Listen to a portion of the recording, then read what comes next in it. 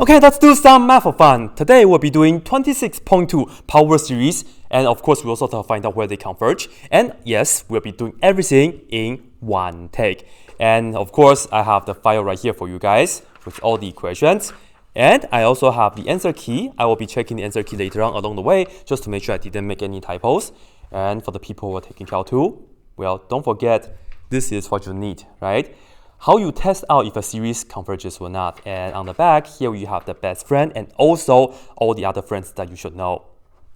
Okay, so all the things right here will be in the description for you guys. And this video is dedicated to all the students who are taking Cal 2 and also for the people who need to know about power series.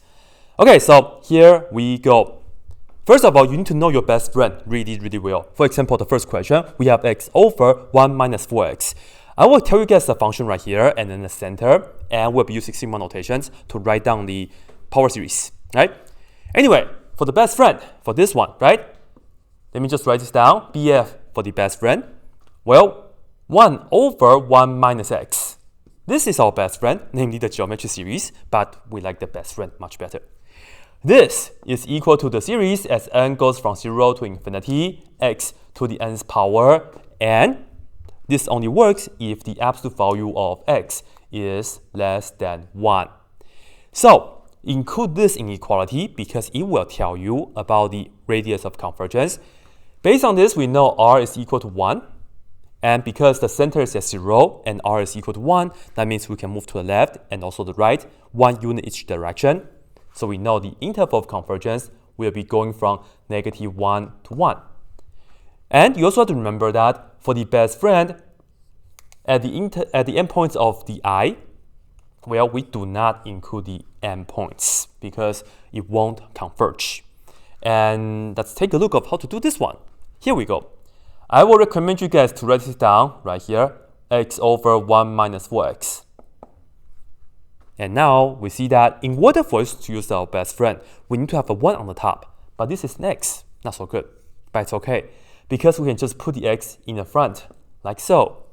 Then we can just look at this as times 1 over.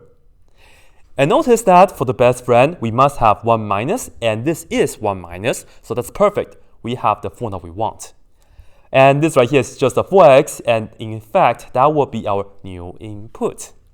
Now let me show you.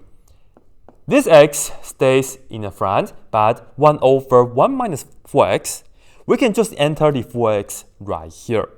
Because you see the best friend is 1 over 1 minus whatever the input you have. Just put it here. We can do the same right here. And we can just do some algebra on this, right?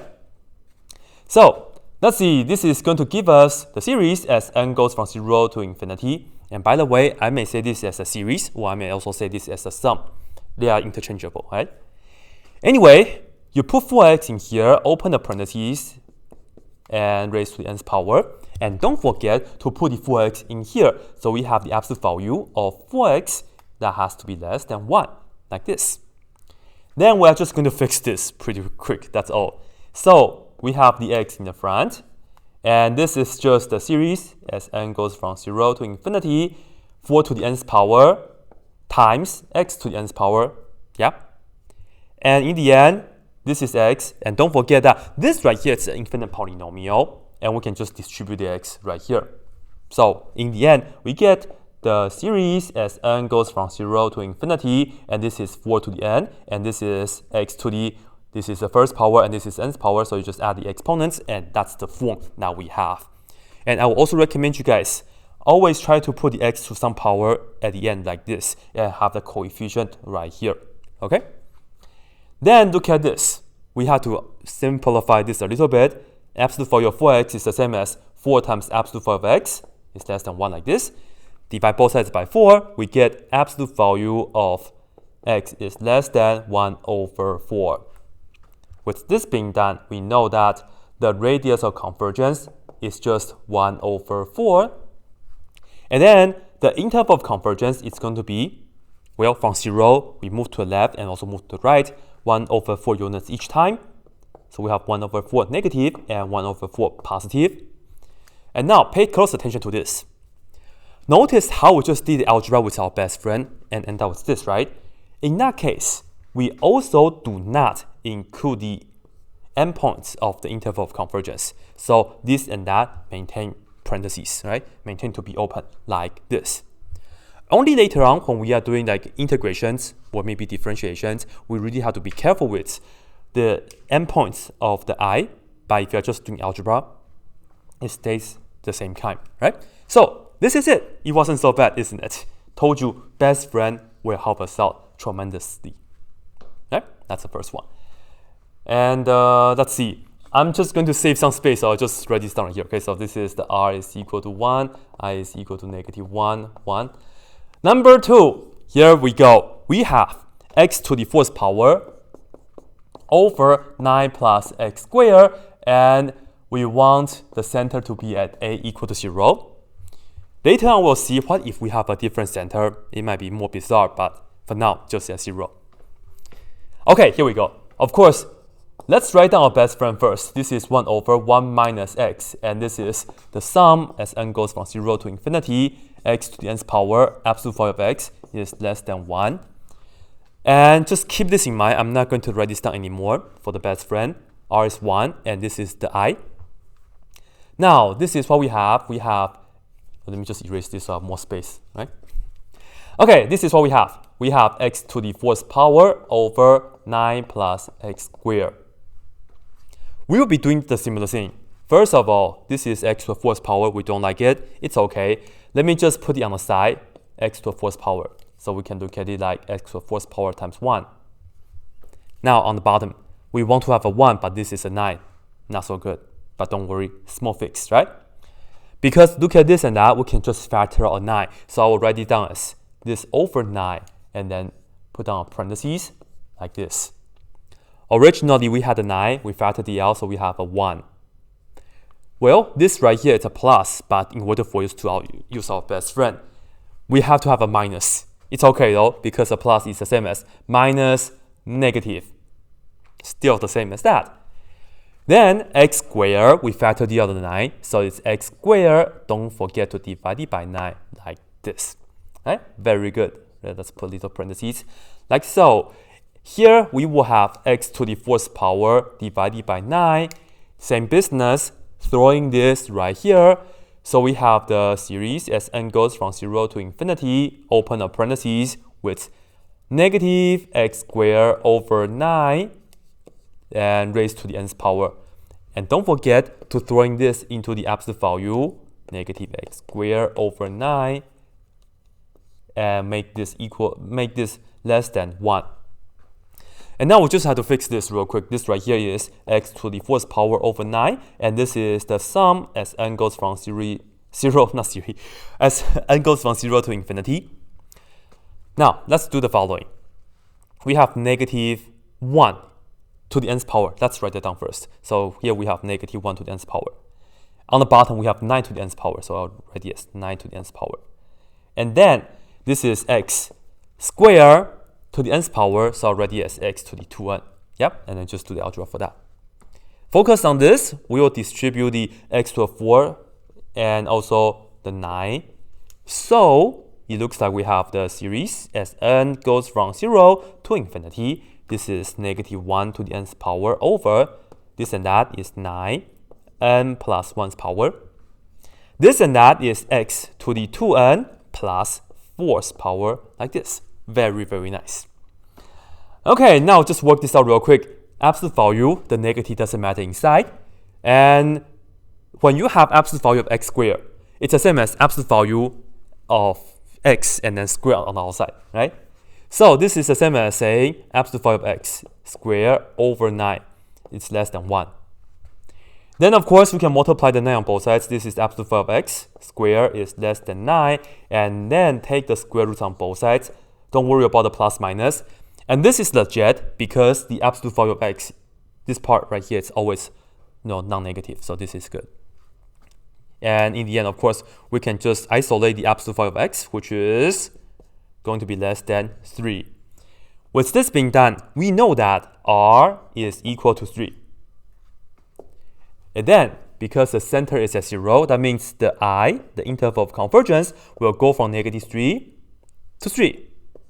And again, do not include the endpoints because we just did the algebra with our best friend. So this right here would be the answer for number 2.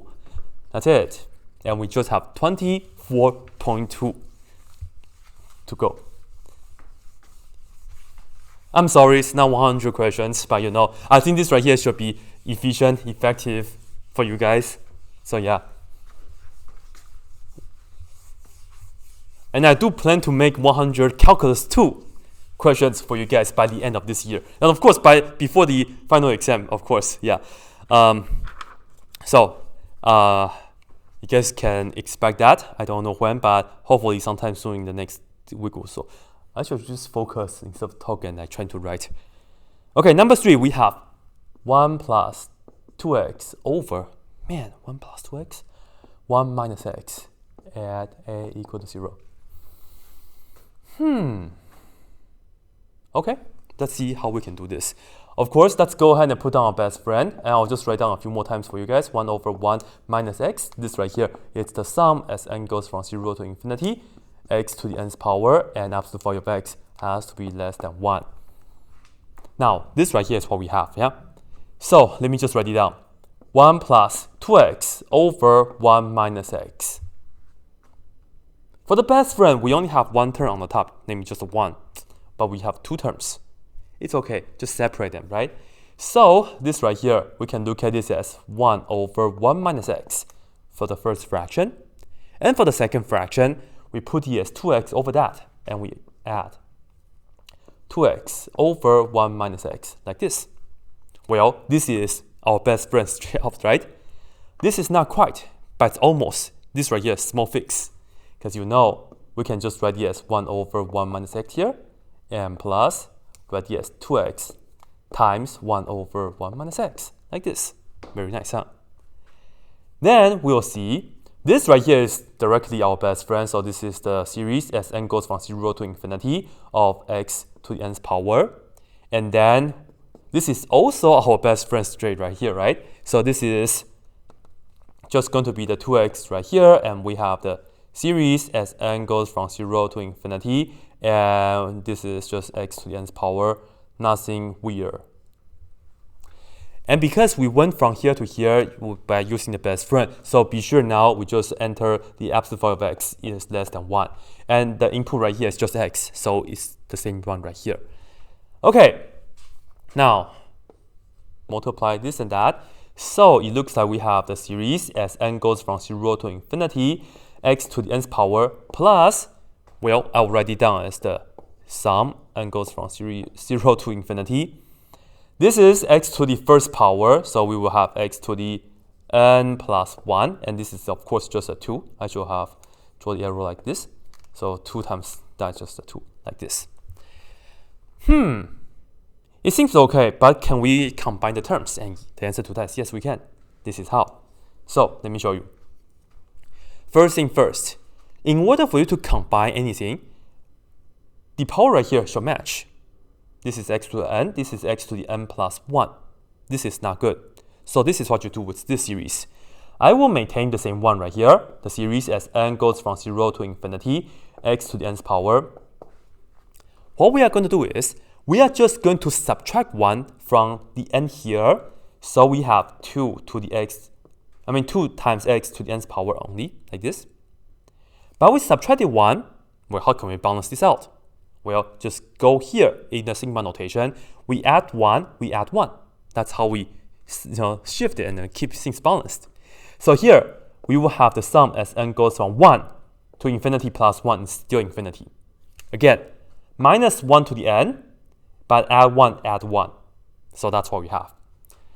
And now you see that the index, right? This is going from 0 to infinity, this is going from 1 to infinity, so they don't match anymore. It's okay, easy fix.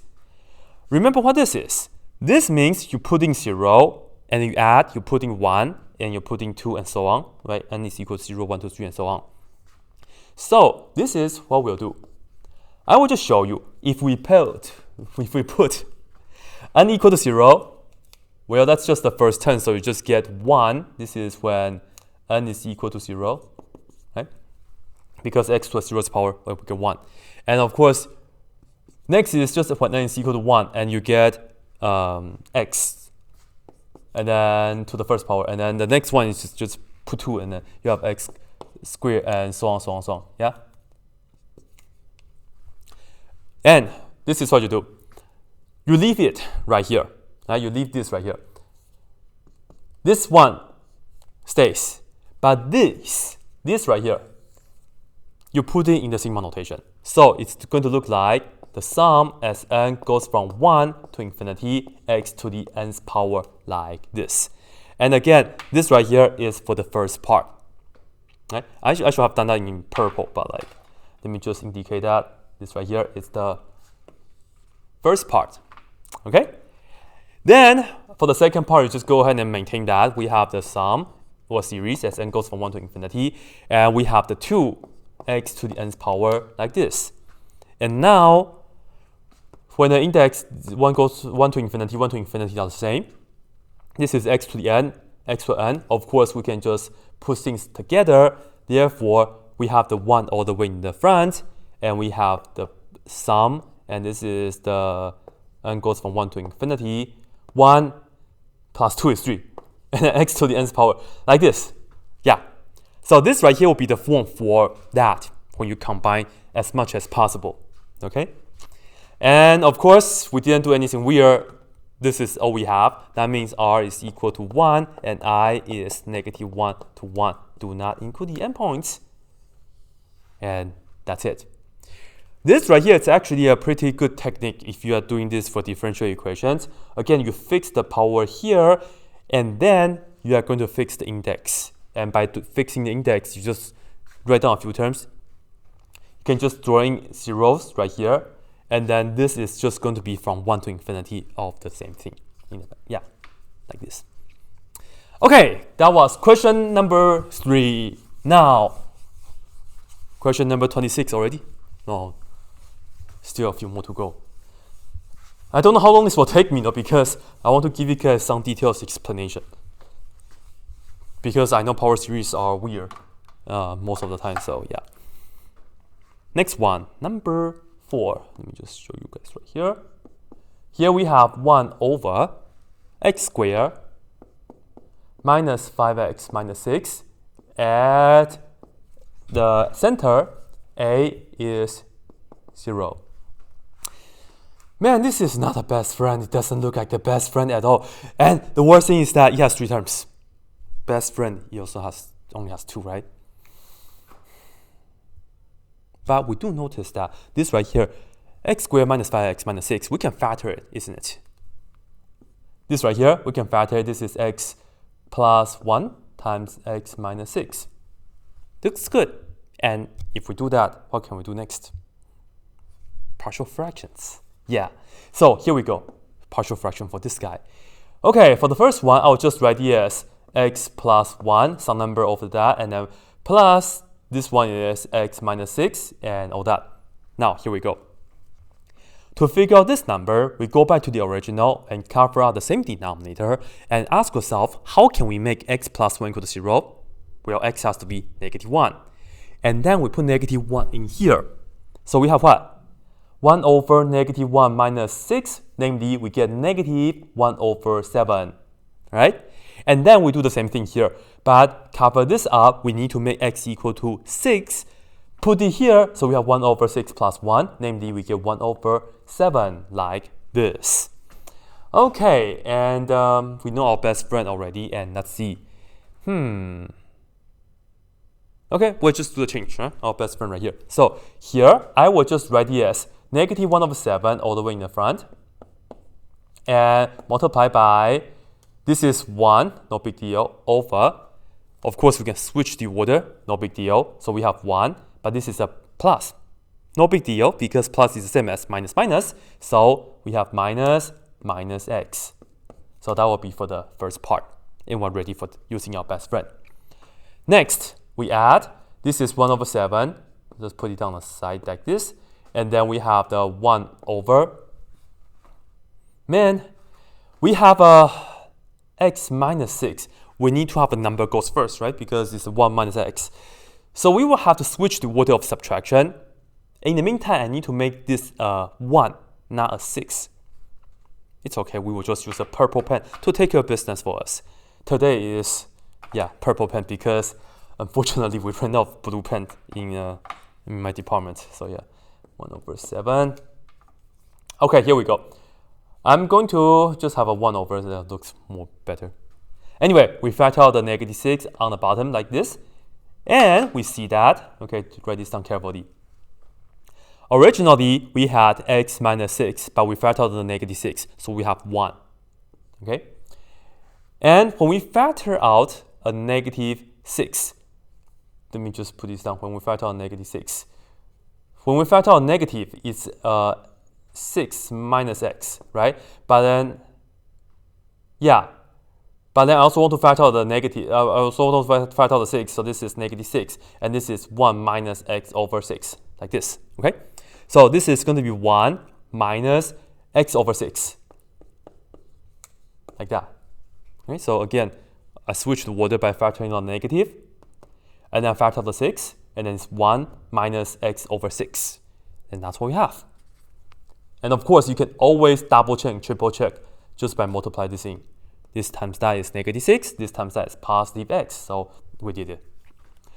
Okay, now, use our best friend. This right here, we get -1/7 all the way in the front, and this right here, we have the sum, and goes from 0 to infinity, open the parentheses, you enter this into the parentheses that you just opened, and then right here, okay, multiply this out, we get a minus, so I'll put this down in purple, minus 1 times 1 is 1, and then 42. And here, we drawing this into that parentheses, and goes from 0 to infinity, and here we have a parentheses x over 6, it's just positive, okay, to the nth power, like this. Whew, pretty good. Now just do the rest, So here we have -1/7, this is the sum, and goes from 0 to infinity. Write this as -1 to the nth power times x to the nth power, like this.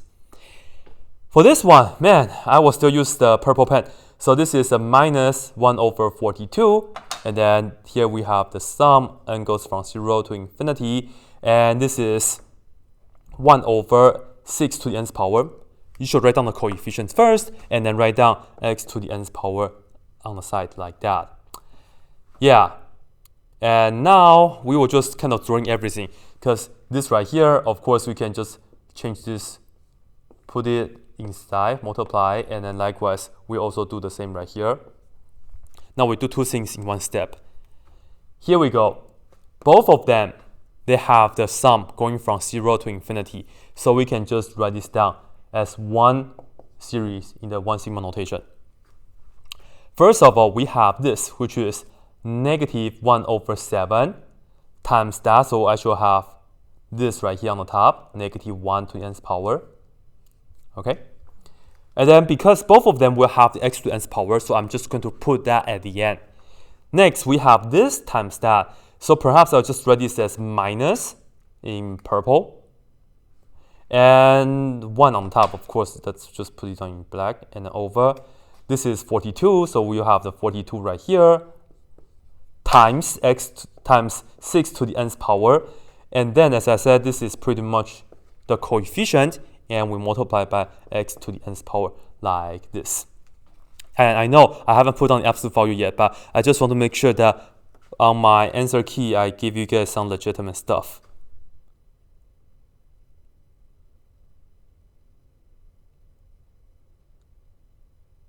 Yeah, kind of. You will see why I say yeah, kind of. But like, it really depends on how you want to simplify this guy. Okay, so you just leave it if you would like. If you don't like it, man, I don't know. If you leave it like this, it's totally okay. Seriously, okay.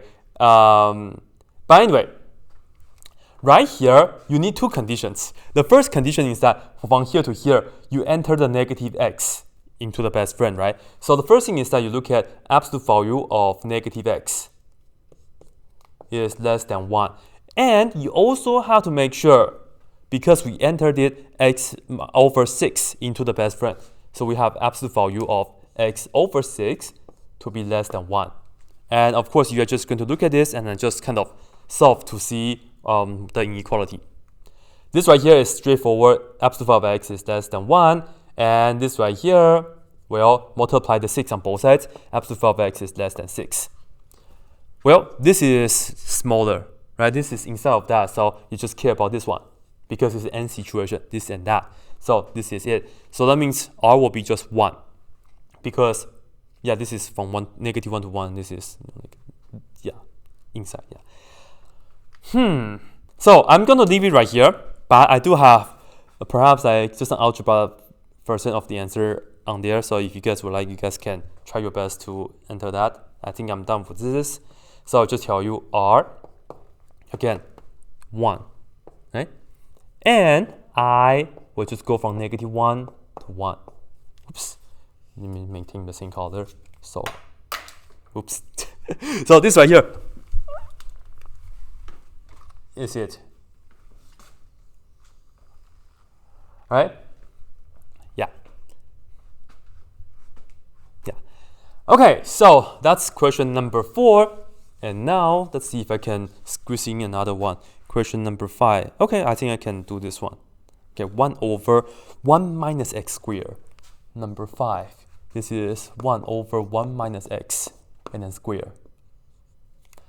Center D at a equals 0. Man, if the question was 1 over 1 minus x squared, this would have been so much easier. Because all we have to do is to enter the x squared into our best friend, into the summation right here, right? That's all. But unfortunately not. This is what we have. 1 over 1 minus x in a parentheses, and then we square that. Of course, this is the same as saying 1 over parentheses 1 minus x to the second power. If you want to expand this, maybe, but maybe not. Don't do it. So now this is what we are going to do, okay? So let me actually just write this down. Let me just actually write this down. 1 over parentheses 1 minus x squared. That's actually how I wrote it in the question, actually. At a equal to 0. Anyway. Let's see what's the connection between our best friend and that. It seems like it's just a best friend square. But if you put that down, you will have the sum as x. This is the best friend square. Don't do that. It's much harder. Life doesn't have to be that hard sometimes. This is how we're going to do it. So here we go. I'm going to write this down again. Again, I'll just write down the best friend. 1 over 1 minus x, which is, we know, let me just change this in red. It doesn't matter in this case. So, which we know this is the sum as n goes from 0 to infinity. We have x to the nth power and absolute value of x is less than 1. Okay? Well, the bottom is being squared. The truth is, if we differentiate the best friend, we can actually get the square on the bottom. Let me show you. So on the left-hand side, I will differentiate the best friend with respect to x. Likewise, on the right-hand side, we'll also differentiate this, right? Okay, to differentiate this, of course, we look at this as negative power. So we have 1 minus x raised to the -1. It's much easier this way. So let's focus on the left-hand side first. Well, to differentiate this, we can, of course, bring the power to the front and then -1. So we get negative parentheses with 1 minus x in here, and then that's the -2 power. But don't forget the chain multiply by the derivative inside. The derivative of 1 minus x is -1, so multiply by -1. So in fact, negative becomes a positive, so we get 1 over parentheses 1 minus x squared like this. Very nice, right? So that's the idea, right? When you differentiate this, you get that. And let me just erase this so I have more space. When we differentiate that, we get 1 over parentheses 1 minus x squared. And congratulations, on the right-hand side, to differentiate a power series, you don't need to use like anything tricky, okay? Unfortunately, we can use the chain rule, but sometimes it's better that way. Differentiating power series, go ahead and bring the power to the front and then -1 and you're done. That's all. So I will write this down. We will have the sum as n goes from some number to infinity. And let me just write down n, x to the n -1 power, like this. Now, here is the deal. If I put down when n is equal to 0, right? Because if I maintain it, well, if we put 0 into the n right here and right here, first, we will just get 0 times that. It's just 0, so it's nothing. If you put 0 right here, okay, it's not wrong. But change it, we go with 1. Because the first term matters. When n starts with 1, that's the only term. That's the first term that actually matters. And then, of course, 2, 3, 4, 5, and so on to infinity like this. And right here, I will also tell you, we know another thing that you have to know.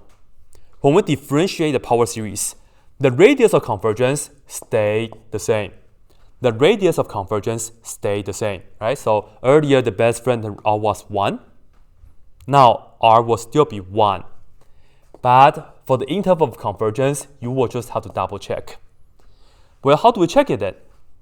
Putting -1 in here. So it looks like, let me just show you. Check when x is equal to -1.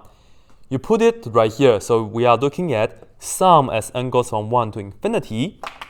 And here we have n times -1. Let me just change this in red. X is equal to -1. Put the -1 here. And minus 1. Like this. Now the question is, if n goes to infinity, does this converge? No, because if you look at the an part right here, the limit as n goes to infinity of n times -1 to the n minus 1 power, this right here, well, doesn't exist. So, in fact, this right here diverges by test for divergence. So right here, we still do not include the endpoint. Similarly, we're going to check when x is equal to 1. Check when x is equal to 1.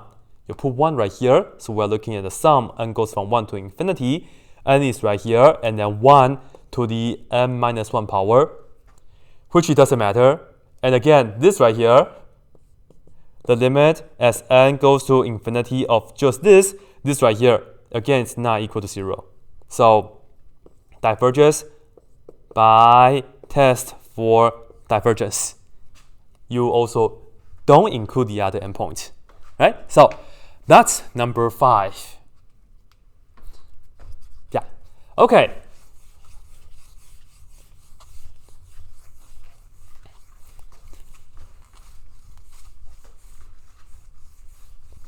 I think the markers are not too well today because it's kind of hard for me to clean the board, but it's okay. I'm doing this for you guys.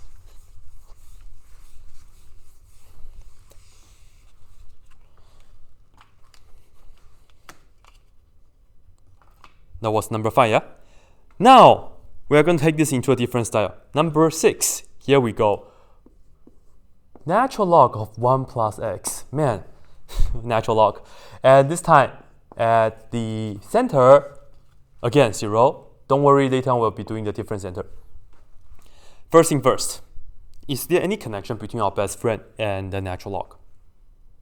It seems like it, because if we integrate 1 over a linear function, we can get natural log, right? So this is what we're going to do. Let's look at the best friend again. We know that this is 1 over 1. Let me just write down everything black. So we have the, well, actually, in this case, I need a red. Earlier, I didn't need a red, but yes, this is what I do. This is the best friend. N goes from 0 to infinity, parentheses, x to the nth power, like this. Absolute value of x is less than 1, right? Now, I need the best friend's cousin because the input here is 1 plus x. I'm not going to integrate this right here. It's okay, though. I will just write this down. 1 over 1 plus x. This is the same as 1 over, you know the deal, 1 minus parentheses negative x. So I can put a negative x in here. This is the sum, n goes from 0 to infinity, parentheses, negative x to the nth power. Yep. And then, of course, don't forget to put the negative x in the absolute value to be less than 1. Now, we are going to focus on this. The left-hand side is 1 over 1 plus x. The right-hand side, this is the sum, n goes from 0 to infinity. And again, just kind of separate the coefficients and also x to the power. This is negative 1 to the nth power. And we have x to the nth power, like this. Now, purple pen's time.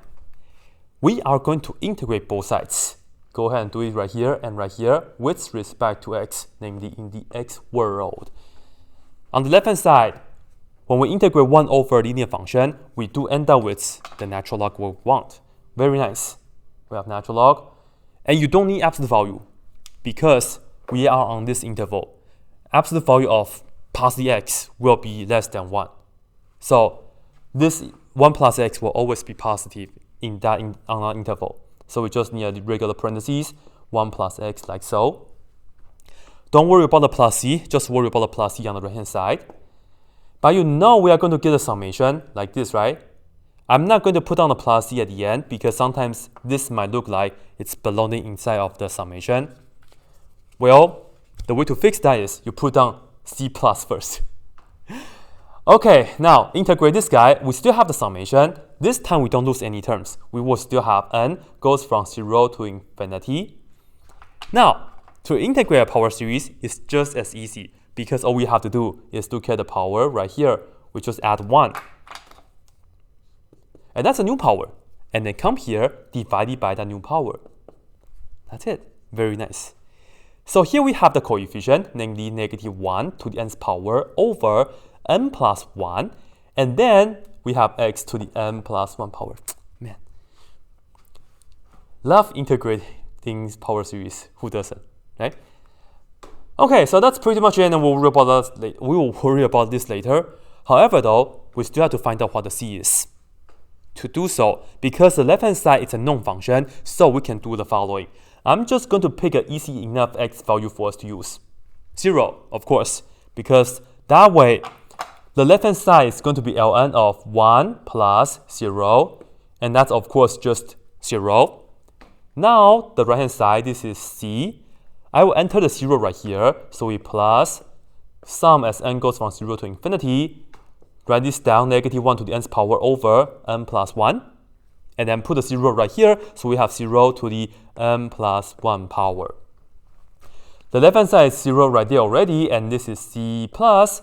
Well, when n is 0, that's the first term. Put it here, you have 0 to the first power, so that means that term is 0. And then when n is 1, again you get 0, and then so on, so on, so on. You get infinitely many solid exact zeros. Add them up, you get 0. So this is just going to give you 0. In another word, c is just nicely equal to 0. In another word, this c is just equal to 0. Oops, c is equal to c. Well, obvious. No. It looks like c is equal to e. No. There we go. Okay, so c is equal to 0. Finally, I can come here and tell you not the absolute value.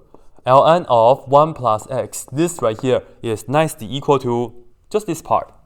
The sum as n goes from 0 to infinity, and we have -1 to the nth power over n plus 1 times x to the n plus 1's power. Like this. Very nice. Now, when we integrate or differentiate power series, the r will stay the same.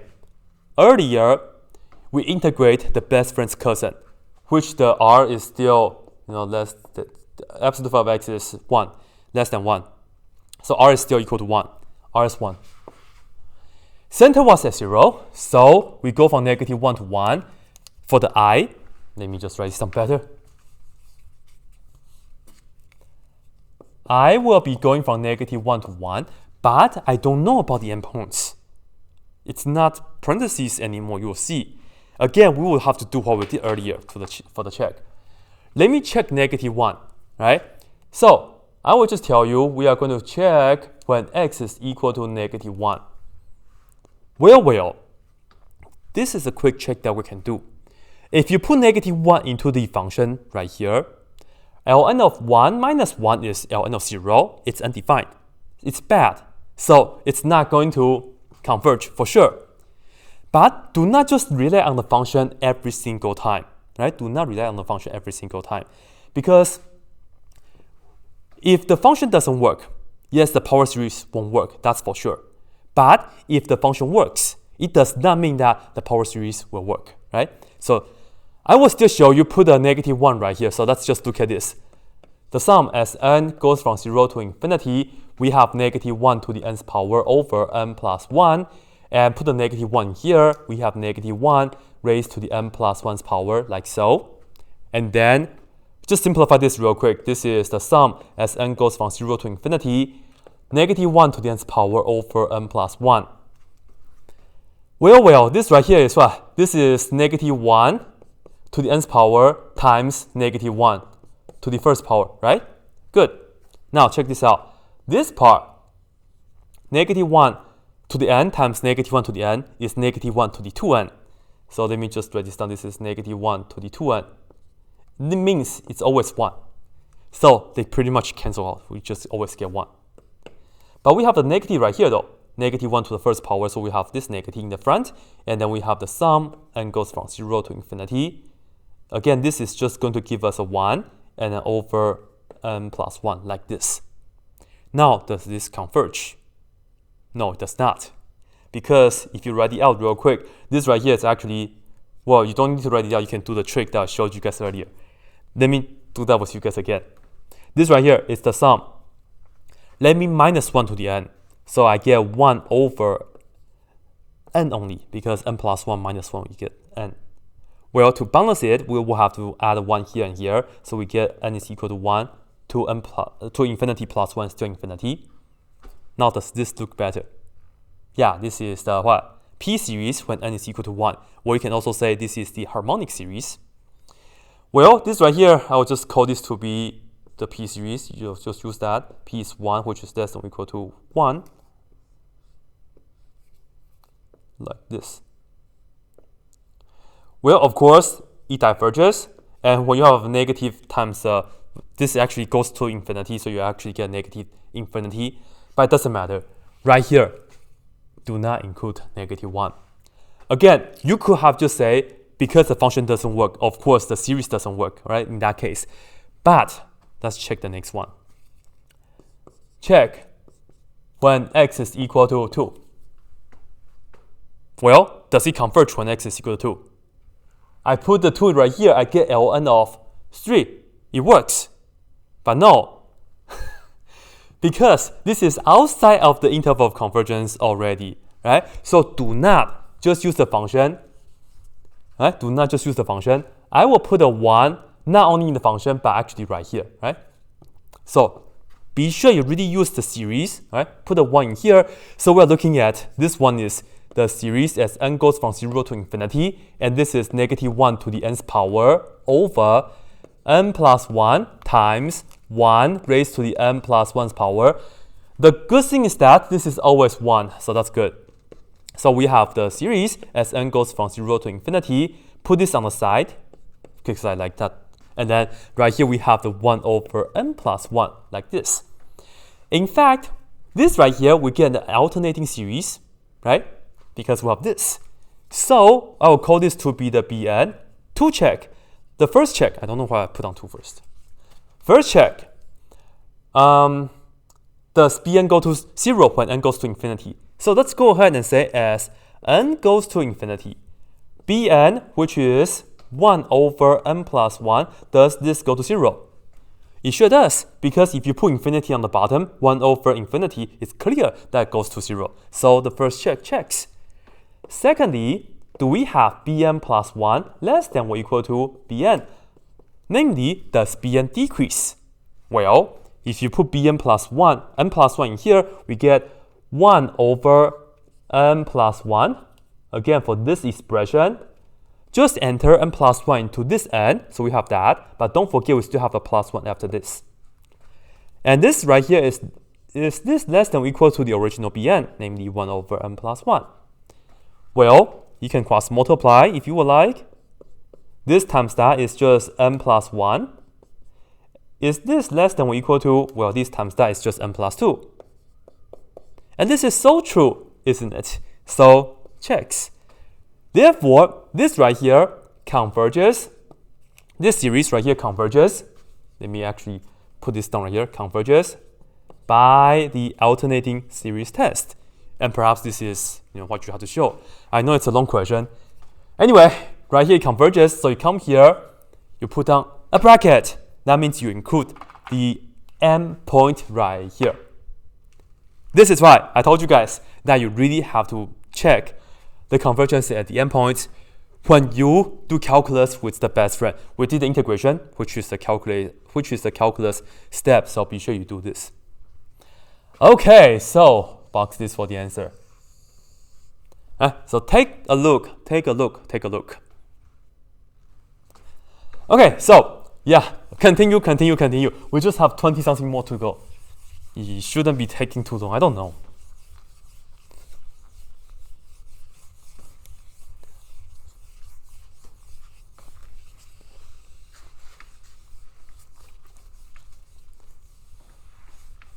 What's the next question?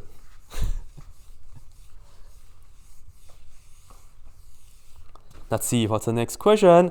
Inverse tangent. Oh my god, it's going to be another long one. Anyway, number 7. Here we have the inverse tangent of x, and the center is at 0. Well. What's the connection between inverse tangent and our best friend maybe? Well, it doesn't have like direct connection, but it's like a long distance relative, you will see. Because we know that if we differentiate inverse tangent, we get what? 1 over 1 plus x squared. So if we integrate 1 over 1 plus x squared, we get inverse tangent. So the strategy is, I'll just put down a note right here on the side for you guys. If we integrate 1 over 1 plus x squared, this will give us inverse tangent of x. Alright? And yes, I do know to put a plus c. Alright, so we will just come up with a series for the 1 over 1 plus x squared and integrate that. Yes. Alright, so go ahead. Perhaps I'll just write down the best friend again. 1 over 1 minus x. This right here is the sum as n goes from 0 to infinity. X to the nth power, absolute value of x is less than 1. And now, 1 over 1 plus x squared. This is the same as saying 1 over 1 minus parentheses negative x squared, like this, okay? And then I'm just going to enter this right here. So we have the sum as n goes from 0 to infinity, parentheses that, and we have the negative x squared to the nth power. Enter this into the absolute value. Absolute value of negative x squared is less than 1. Good. Now, work this out. You see that this is, of course, 1 over 1 plus x squared. And simplify this a little bit. This is the series as n goes from 0 to infinity. We have negative 1 to the nth power. So I'll put this down nicely. And then this is x to the 2nth power, like this. And of course, when you have the absolute value of negative, it doesn't matter. And then you can take the square root like what we did earlier. So all in all, we get the absolute value of x is less than 1. Okay? So just some simple algebra for that. Now, it's time for us to integrate. We will just integrate. Left-hand side, inverse tangent. So here we have the inverse tangent. Right-hand side, first of all, put on c plus. Unfortunately, we cannot say plus c in this case. C plus, and here, don't worry, go ahead and add 1 to the power. This is the new power divided by that. And man, we can integrate power series all day, all night long, right? Okay, so here we have the sum. As n goes from 0 to infinity. Again, when you integrate, you don't lose any term, right? When you differentiate, maybe sometimes you want to start with n is equal to 1, etc. Anyway, here we have negative 1 to the nth power over 2n plus 1, and then this is x to the 2n plus 1th power, like this. And yes, you know it. We have to find out what the c is. And yes, you know it. We are going to pick x equals 0. And then put it here. We get, to use the purple pen now, this right here is the inverse tangent of 0. And of course, that's going to be 0. No big deal. Put the c plus series. N goes from 0 to infinity. Negative 1 to the n over 2n plus 1. You put a 0 in here, so you have 0 to the 2n plus 1's power. this right here is equal to c plus, well, when n is equal to 0, the first term is 0 to the first power times all that, which is 0. Likewise, the next term when n is 1, you get 0, and so on, so on, so on. So you get 0 for this series. In another word, c is, of course, equal to 0. That means right here it's equal to 0. Okay, so we're going to do what we did earlier, so just kind of stay strong, okay? So let me just write this down. Here we have the inverse tangent of x, which is that we have the sum as n goes from 0 to infinity, and we have negative 1 to the nth power over 2n plus 1, and we have x to the 2n plus 1's power. Well, the radius of convergence will stay the same because we just integrate this thing right here, right? So r will still be 1. And that means I will be going from negative 1 to 1. But this time, we don't know what will happen at the endpoints. So go ahead and do the check. Here we go. This is the check. When x is equal to negative 1. Again, do not just put it into the function, okay? You always have to put in the series and just observe. Unless you can say, okay, the function doesn't work, the series doesn't work. But, you know, in this case, inverse tangent, it always works. So don't do that. So put this right here. So here we have the series. N goes from 0 to infinity. And this is negative 1 to the nth power over 2n plus 1. And here we have parentheses negative 1 to the 2n plus 1's power. Like this. Okay, here what do we have? This is the sum n goes from 0 to infinity. This is negative 1 to the n over 2n plus 1. And of course, we can separate this. This is the same as negative 1 to the 2n times negative 1 to the first. But this right here is nicely equal to just 1. This is a negative 1. I can put it all the way in the front. And this is the sum. N goes from 0 to infinity. So we have negative 1 to the nth power. And this is 1 over 2n plus 1, like this. Right? So that's how you do it. Then, does this converge or diverge? What kind of series is this? Alternating.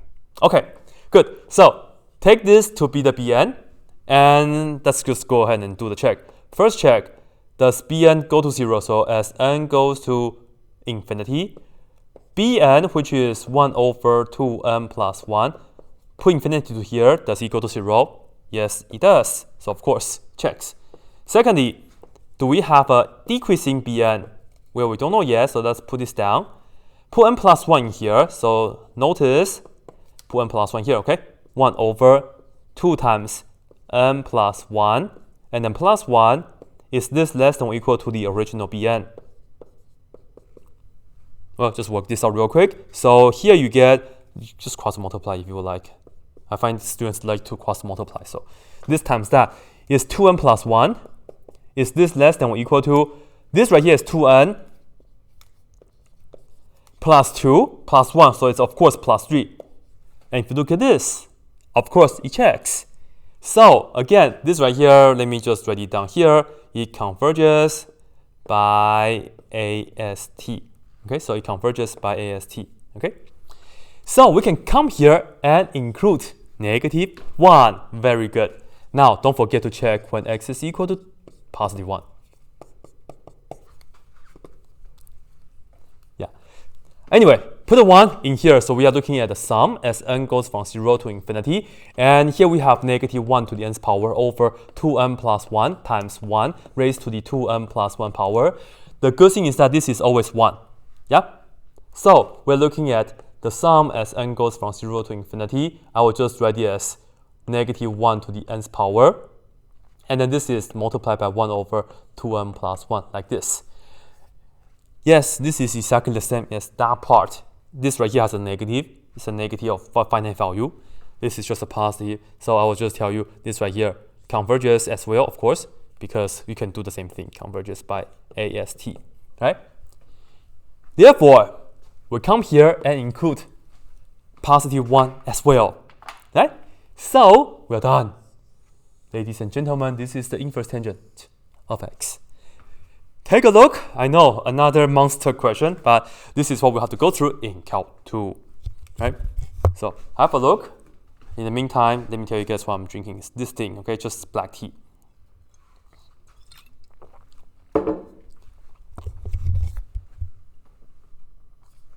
Okay, now of course we are going to continue with the next question. We have a couple more to go. This is an hour already, man. 7 questions took me 1 hour. Oh my god. It's at 55 minutes. So almost an hour, yeah. Hopefully the time will be better. And yeah, I picked some questions that I know you guys will have to know for your Cal 2 classes, and the questions that, typical questions. And I think I cover pretty much everything that you have to know. So yeah. Now we'll be talking about the best friend at a different center. So here we go. This is number 8. I'll kind of work this out carefully with you guys. At a equals 3. Okay, so this is what we are going to do. Let me just write down the best friend again for you guys, right? So it's on the board already. But I will just do this. I will still write it down for you guys. This is the original best friend. 1 over 1 minus x. Okay? The original best friend. This is the sum as n goes from 0 to infinity, x to the nth power, absolute value of x has to be less than 1. Okay, the original best friend. Now, this is our best friend, but he moved to a different center. So this is what we do. Start with 1 over 1 minus x. That's exactly the one that we're doing. But here is the deal. Here's the deal. If the center A is equal to 3, then what you want to have is this. I still have a 1 on the top, that's okay. But if you have the A right here is 3, what you want to have is you want to have x minus 3 as your input. They have to be together. Why? Because remember, for the power series, it's going to be the sum of the coefficients times x minus a, right, to the nth power or so, like this, right? So you want to have this as your input. That's the idea. Now, we are going to make sure this is the same as that algebraically, of course. So now if you look at this, we have x minus 3. That's no good. Because originally I have a 1. That's x minus 3. And by the way, I want to maintain the minus though, so let me actually put on the minus right here. So technically, right here, I actually have negative x plus 3, isn't it? In that case, how can I get a 1 back? Well, we can just put down a minus 2, like that. Again, this is just the algebra work that you will have to do. And remember, if you have x is equal to 3, if you have a is equal to 3 for the center, you must have x minus 3 as your input. And later on, you'll see what I mean by that. So always put this down right away and just try to see if you have to add or subtract so you can match the original. And again, I put down the minus here because we want to subtract this right here. Okay, so that's the idea. And I'm going to erase this now. And then we do some more algebra. Here, 1 is of 1 on the top, of course, over. But I don't want a negative 2, I want to have a 1. So what we can do is just factor things out. So here I will factor out a negative 1/2, like this. I'm going to factor out a negative right here as well, okay? And then I'll open the parentheses. Originally I had a negative 2, but I factored the out right here. That means I have a positive 1. Originally I had a minus, but I factored out a minus. It's a plus, but that's no good because I want to use the best friend. It's a minus. It's okay, I'll look at this as minus, minus, okay? And originally we have the x minus 3 in the parentheses, but we factor the other 2, so be sure we divide this by 2. So in fact, this will be our input. Yeah, crazy, huh? Yeah, when the best friend moves away, it's crazier, but it's okay. Don't worry, we can always find it. This right here is negative 1/2. This right here, you enter this thing in here and in here. So we have the series as n goes from 0 to infinity. Open the parentheses and just enter this in here. Negative parentheses x minus 3 and then over 2, and then raised to the nth power, and then absolute value that, and then open this, right, put in here, and then, yeah, and then. It's always and then, of course. All right, and then, just work this out. This is -1/2, no big deal. Yeah, perhaps I'll still keep that in red, why not? All right, to continue, this is the series as n goes from 0 to infinity. Now, this is what I would like to do. -1 to the nth power, let me write it down first. And then 2 to the nth power. Maybe you guys can keep track of how many n's I'm saying right now. So we have -1 to the n, and then 2 to the nth power, and we will have x minus 3 to the nth power. So as you can see, this is what I mean. A coefficient times x minus the center, which is the a is 3, and then to the nth power, like so. Finally, this is -1.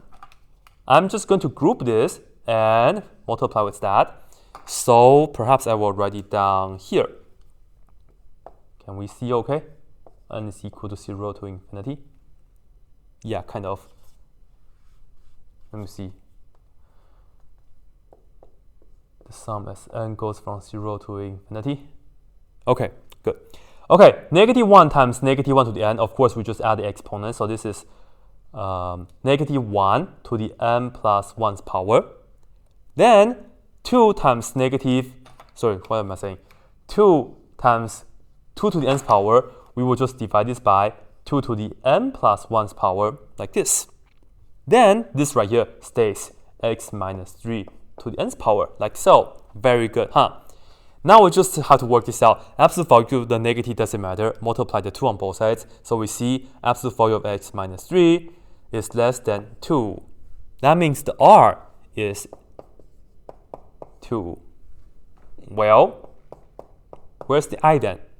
This time, the center is at 3. So let me just draw the little picture for you.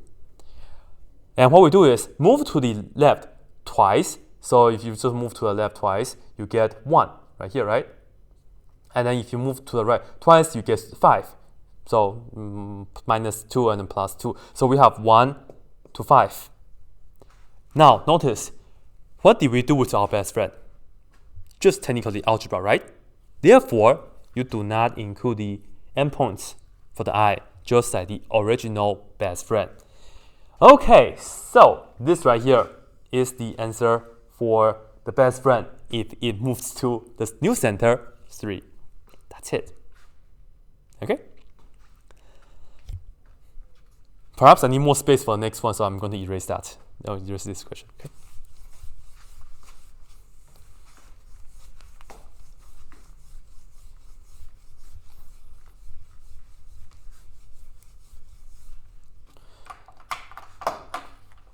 Okay, now we are looking at 1 over x squared when the center is at -2. Man, number 8. No, that was number 8. This is number 9. Yeah, okay. Number 9. Here we have 1 over x squared, and we have the center at a equals -2. You have 2 ways to do this. The first way is you can still use our best friend. And the second way is that you can actually use the father of the power series, namely Taylor. Yeah, you can use the Taylor formula to get that. But I will show you guys how we can use our best friend for this. Well, for the best friend is x to the first power on the bottom, huh? This is x squared on the bottom. But we know if we differentiate best friend, we can get the x squared, something like that on the bottom, so we'll do that. But the input here is just x. Let's see how we can do it. Well, this is how we are going to do it. First of all, we need a power series. This is just a power series of 1 over x. I want to differentiate this guy later on. I want to look at this guy. Right? I want this. Let me just write this down for you guys. This is what we want first. We want 1 over x at a equals -2. Again, why? Because we want to just differentiate this so we can get that, and it's going to be pretty fast. Okay, so let's see how we can make this happen. Again, here is our best friend, so let me just write this down. 1 over 1 minus x. This is some dedications. Seriously, I write down the best friend I don't know how many times already, but I will continue to write down the best friend for everybody. So this is our best friend right here. Now, write down the things that you want to do, which is this, okay? So I'll write down 1 over x, like so. This time, a is at -2. We want a to be at -2. That means what? That means I need to look at 1 over, I need the input here to be x minus -2, which is x plus 2, like this. Okay. Well, this and that are totally different, but it's not bad at all, because first of all, well, I can put down as a plus. Yeah, let me just put this down in purple. And we can just minus 2 right here. Like this. Very good, isn't it? Again, if you work this out, you just get the x back. Yeah, so that's what we have. Then let's see, I will just do one more algebra. I will just do the algebra here. Okay, to use the best friend, in order for us to use the best friend, we'll use the, let me actually write it down here. Okay, here we go. In order for us to use the best friend, we need to have a 1 right here, right? So, this right here, I will just write it as 1 over, I will factor out the -2 right there. So I will write this down as 1, -1 over 2, like this, okay? Times 1 over parentheses. Here we go. Originally you had -2, we factored it out, so we just have a 1. Then, originally we have positive, but we factored it out negative, so this is minus, which is much more preferred anyway, right? And this is what we had originally, but we factored out the 2, -2 technically, and then we'll just have parentheses x plus 2 divided by 2, like so. Yep. Then we can use our best friend. This right here is -1/2. This right here is the sum as n goes from 0 to infinity. We just enter all this right here in here and here. So let's go ahead and do that. So we see that this is going to be parentheses x plus 2 over 2 raised to the nth power, like this. And perhaps I'll just write it down a little bit more. Here we have -1 over 2, and this is the sum as n goes from 0 to infinity. And let me write it down like 1 over 2 to the nth power, and this right here is parentheses x plus 2 to the nth power, like this. And finally, I'm going to just write this down for you guys. I'm just going to multiply the negative in, and then distribute this here, so we get the sum as n goes from 0 to infinity. And we have -1, so it's -1 over 2 to the n plus 1's power. And then we have this, which is x plus 2 to the nth power, like this, right? I know you guys might not be able to see, but don't worry, I will write it down over there again anyway. Then why did I write it down here? I don't know. I don't know. Okay. So I'm just going to write it down over here. Anyway, what this is doing is the following. We know that 1 over x is going to be this. We have the series, n goes from 0 to infinity. Again, do the algebra that I was doing, but I erased for no reason. Here we have the -1 over 2 to the n plus 1 power right here. So I'll just put that down, and that's the coefficient. And then here we have the x plus 2 raised to the nth power, like so. Okay? And don't forget to enter this right here in the absolute value as well. So I'll do that right here real quick. Absolute value, and x plus 2 over 2 is less than 1. So again, multiply both sides by 2, we'll get the answer for that. Anyway, this is not the main deal. The main deal is that we will differentiate both sides. So d dx, let's just put on d dx and d dx. Okay, so differentiate the left hand side, this right here, you just write it as x to the -1 power, bring the -1 to the front, and you get negative, and you get x to the -2 power, so you get 1 over x to the 2 power, like this. right hand side. Man, I love differentiating power series. Very, very fun. You'll see. Oh, by the way. Okay, here we go. First of all, you bring the power to the front, and then -1, and you're done. The chain rule right here, it's always going to be 1 because remember, it's always going to be x minus a, right? So the chain rule is just always going to be 1. So if you forget about the chain rule, you're safe this time. Anyway, bring the 1 to the front. This time, this is just a negative n, okay? And then over, this is 2 to the n plus 1's power. And then we have the x plus 2 raised to the n minus 1's power. But now, if you put n is equal to 0 in here, the first term will be 0. So you can skip that. You can just start with n is equal to 1. And let me just double check if my answer key had that. Oh, let's see.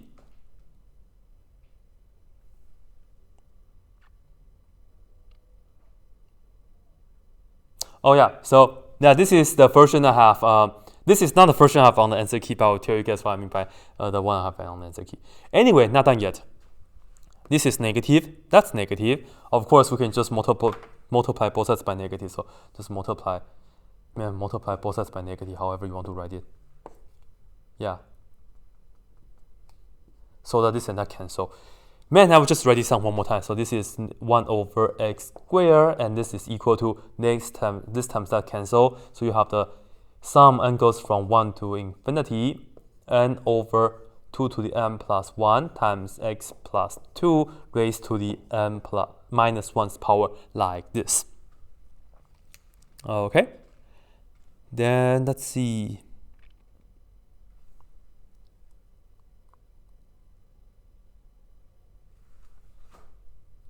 Wait, let me just double check my answer key. Most likely the one I'm doing is correct. My answer key is not correct, so that's the one I'm trying to fix.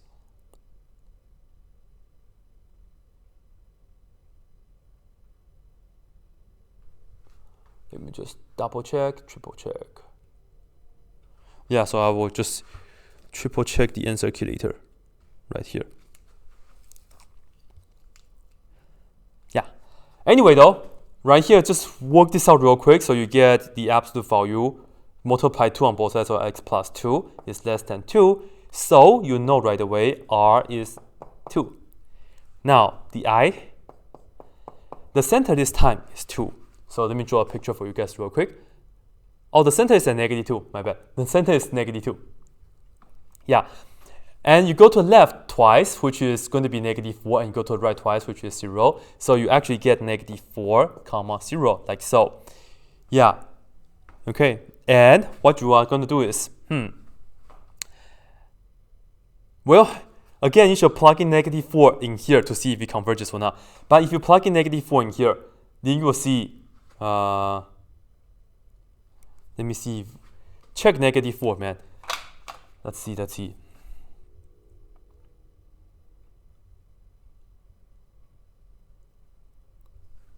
I just want to make sure, why did I do that?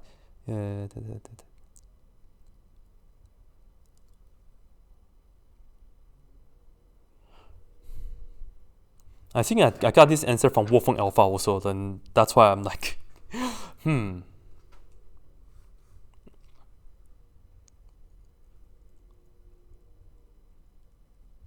Yeah, let me just double check on Wolfgang Alpha real quick.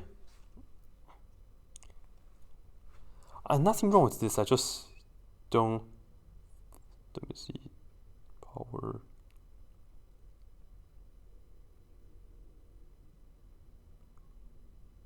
Over x squared yet -2.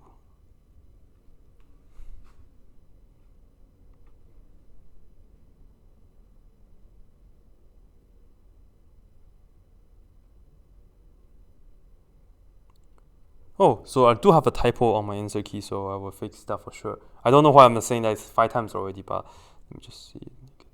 -1 minus.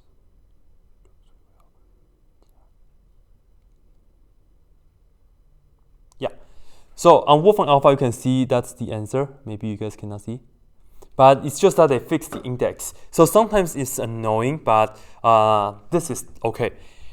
All right, so what you're going to do next is just go ahead and do a quick check. When x is -4, check this, okay? So you get the sum. This is when x is equal to -4, okay? Just go ahead and do that real quick. N is equal to 1 to infinity, and you have n over 2 to the n plus 1. And when you put -4 in there, you get -4 plus 2, and you have the n minus 1's power. All right, and what you do is this. This right here is going to be the sum. N goes from 1 to infinity. This is n over 2 to the n times 2 to the first. This right here is going to be -2. So I will have -1 to the n minus 1's power times. And if you do -1 already, so this will be 2. And then you have the n times 2 to the -1. You see this and that will cancel. This right here diverges because similar to what we did in the previous question. So this right here is parentheses. If you have 0 here, it's going to be a similar situation, right? So you will have this n that will be bothering you, and that will not be convergent. So just use test for divergence, right? So the limit doesn't exist. Yeah. Anyway, I will leave this to you guys for that part. Okay, so that was number 9. Took some time for that.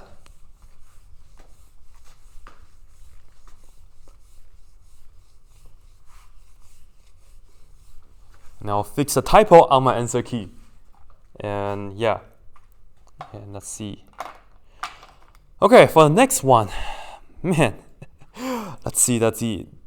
Still kind of like best friend, you will see why though. This is number 10. We have 1 over, and here we have a quadratic again, but this time it's 3 terms. X squared plus 6x plus 10. At the center, -3. Okay, what do we do? Can we factor it? Unfortunately not. Can we complete the square? Yes, we can. So let's go ahead and do that. So perhaps I will just put on the completing square on the side for you guys real quick. If you look at x squared plus 6x, and let's leave a space, let me just put on plus 10 right here, because for this, we will have to use the magic number. To do so, you look at this number, be sure that you have the 1 in front of the x squared, which we do. So take 1/2 times the coefficient of x, and then square that. This right here is 3 squared, which is 9. So go ahead and just add 9, but we will have to minus the 9 so that you don't change anything. The left-hand side, well, not the left-hand side, this side, these 3 terms is just going to be x plus 3 squared. If you complete a square, if you factor, you get x plus 3 squared. And this and that is going to be plus 1. So this is an irreducible quadratic. But it's actually pretty good. You'll see why. This right here, on the bottom now, is 1 over. I will just put down 1 goes first, okay? Plus, parentheses, x plus 3 squared, like so. Here is a really, really good part.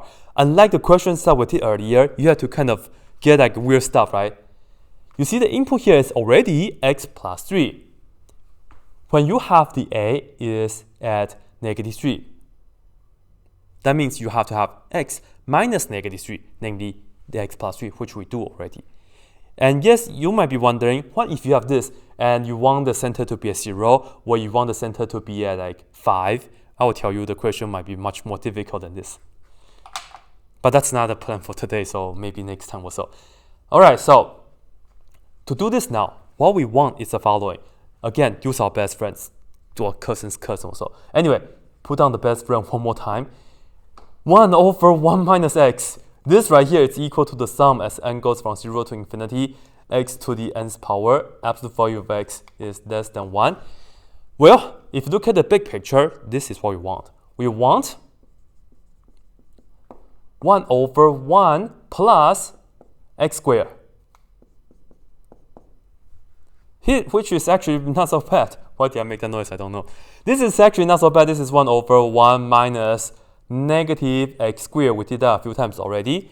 And I can just put this right here and here, here, and all that. So this is the sum and goes from 0 to infinity, parentheses that, enter negative x squared to the nth power, put this in the absolute value as well, right? And if you look at this, we get 1 over 1 plus x squared, right? 1 plus 1 x squared. 1 over 1 plus x squared. This right here is nicely equal to this. We have the sum and goes from 0 to infinity, negative 1 to the nth power times x to the 2nth power, like so.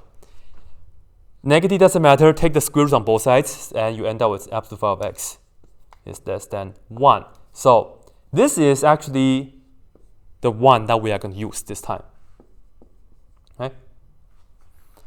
Because now we have this. We have 1 over, and we have this right here, which is 1 plus parentheses x plus, let me just write this down. We have the 1 over 1 plus parentheses x plus 3, and then square, like so, right? All we have to do is enter x plus 3 in here, in here, in here. We're done.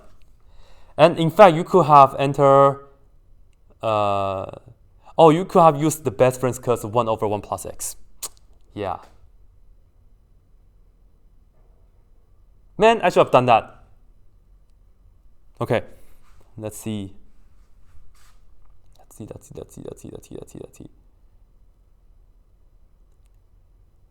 Yeah, you could have just used 1 over 1 plus x. And let's see if I want to do that for you guys or not.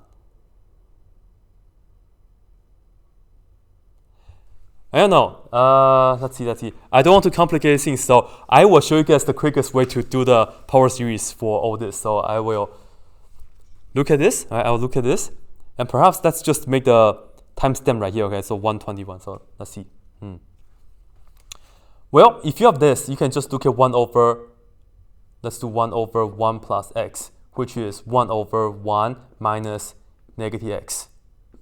I know it's going to be really similar, but you know. This right here is actually, no. What am I doing seriously?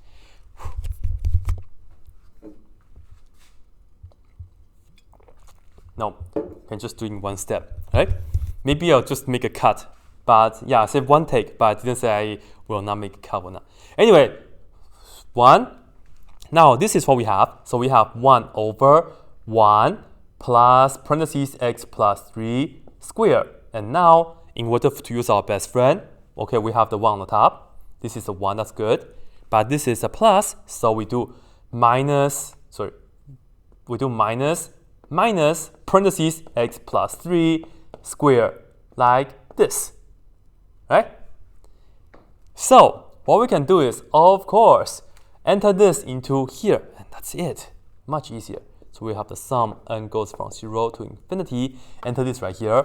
So we have a parentheses with negative parentheses x plus 3 square and to the nth power. And don't forget to enter this into the absolute value as well. So we have the absolute value negative x plus 3 less than 1. Yeah. And then work this out. So finally, we'll get the sum as n goes from 0 to infinity. This is negative 1. See, this is much faster. I don't know why I did that earlier. Negative 1 to the nth power, and then this is x plus 3 to the 2nth power, like this, and we're done. And of course, this is nice. Absolute value of negative doesn't matter. So we have absolute value of x plus 3 is less than 1. Right, this is absolute value of x plus 3 is less than 1. So this will mean r is equal to 1. R is equal to 1. And the interval of convergence, well, don't forget, we start at 3. We start at negative 3. Move to the left one time, which is negative 4, and move to the right one time, which is going to be at negative 2. So we go from negative 4 to negative 2. And we do not include the endpoints because, again, we just did algebra with the best friends and its cousins, all that stuff. All right, so this right here is it. Okay, so let me just double check. Yeah, just like that. It's actually pretty fast. I don't know. I just come with the cousin earlier, but you don't have to. You can just do this right here. Okay, so that was 10 questions and took me 84 minutes to explain all this. Hopefully, you guys are finding this helpful, okay? And if you guys do, please just let me know. That way, I will know what kind of materials I shall make for you guys. Okay. Man, number 11. Here we go, number 11. E to the x, center d at a equal to 0. E to the x, center d at 0. That looks like a face. Let me just write it down again. Number 11. Still looks like a face, but whatever. Right? Okay, so this time, unfortunately, we cannot use our best friend anymore. We cannot integrate this, we cannot differentiate this to get e to the x, nor doing any algebra, so no. But it's okay because we can use the Taylor formula, right? The father of the power series, I would say. And this is what you do. First of all, I will just write down this for you guys. We'll make a table. Set this up, we have to have n, and then the nth derivative of the function, right? And then the third part right here, you write down the Taylor formula, which is the thing you have to remember. This is f, the nth derivative of f. And you enter, in this case, a is equal to 0, okay? And then divided by n factorial. Okay. Now, let's go ahead and do a few of this. If you're doing enough, as long as you can see a pattern, that's good enough. 0, 1, 2, 3. And in fact, you will see this is actually enough. First thing first, when n is 0, you don't do any derivative. It's just the original function. So you write down e to the x. And this is just the original function. And now here we go. Differentiating e to the x. Yes, we still get e to the x. That's perfect. And then you still get e to the x. And you still get e to the x, and so on. Now, I'm going to enter 0 into here. So we have e to the 0's power over 0 factorial. And remember, 0 factorial, by definition, is equal to 1. So this right here is what we have. And of course, let's just do the rest. We have e to the 0's over 1 factorial.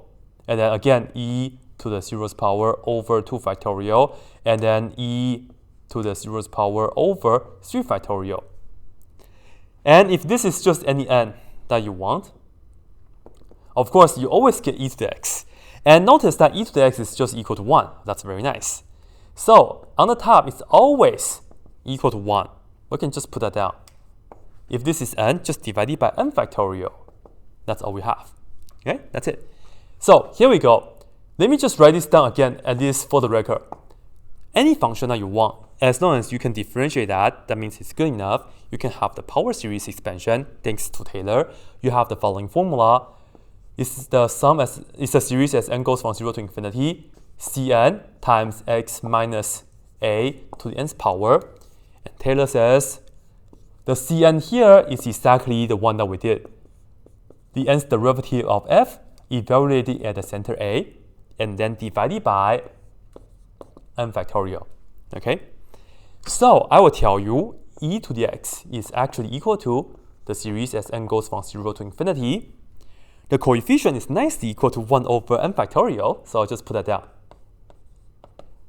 And in the case right here, a is equal to 0, so we just get x to the nth power like so. And that's pretty much it.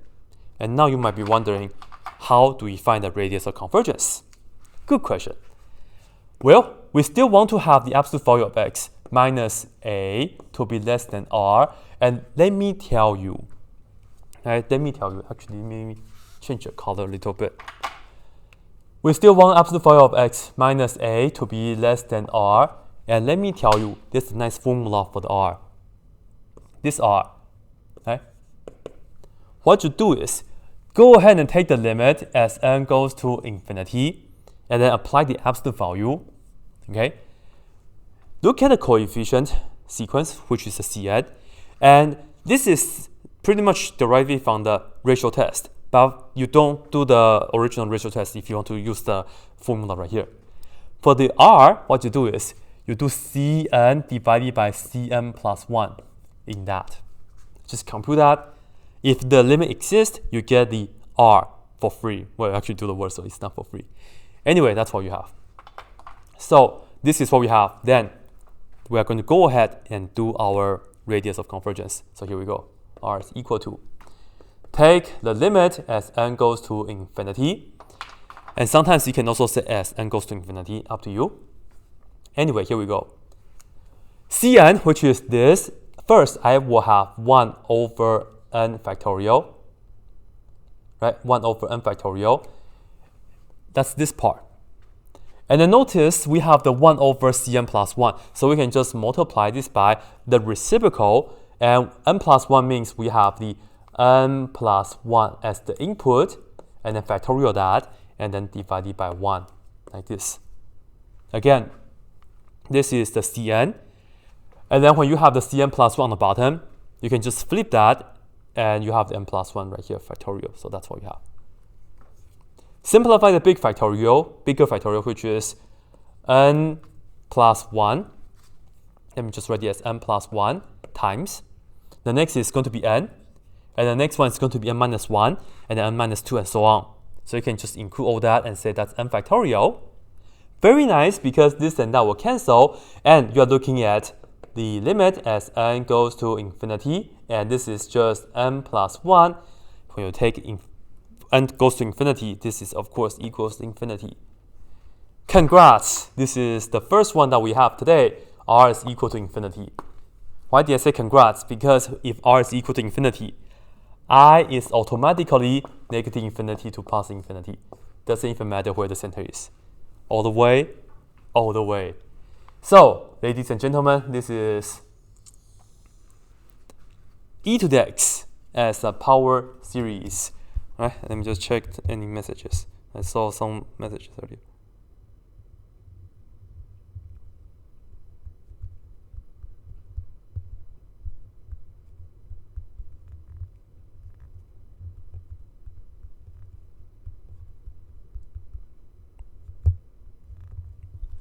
Yeah.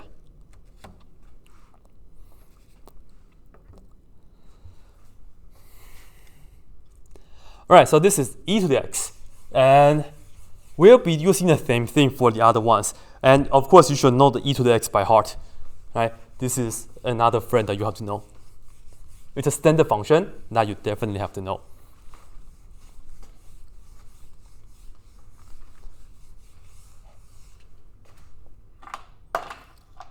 Now, for the next one, we have sine x. So here we go. Number 12.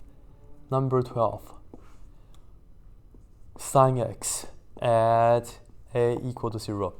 Man, this power series business, the 12 questions took me 1 hour and 30 minutes, so if you multiply that by 10. That would be equivalent to do like 100 differential equation, man, seriously, so I don't know if I should ever do the 100 differential equation.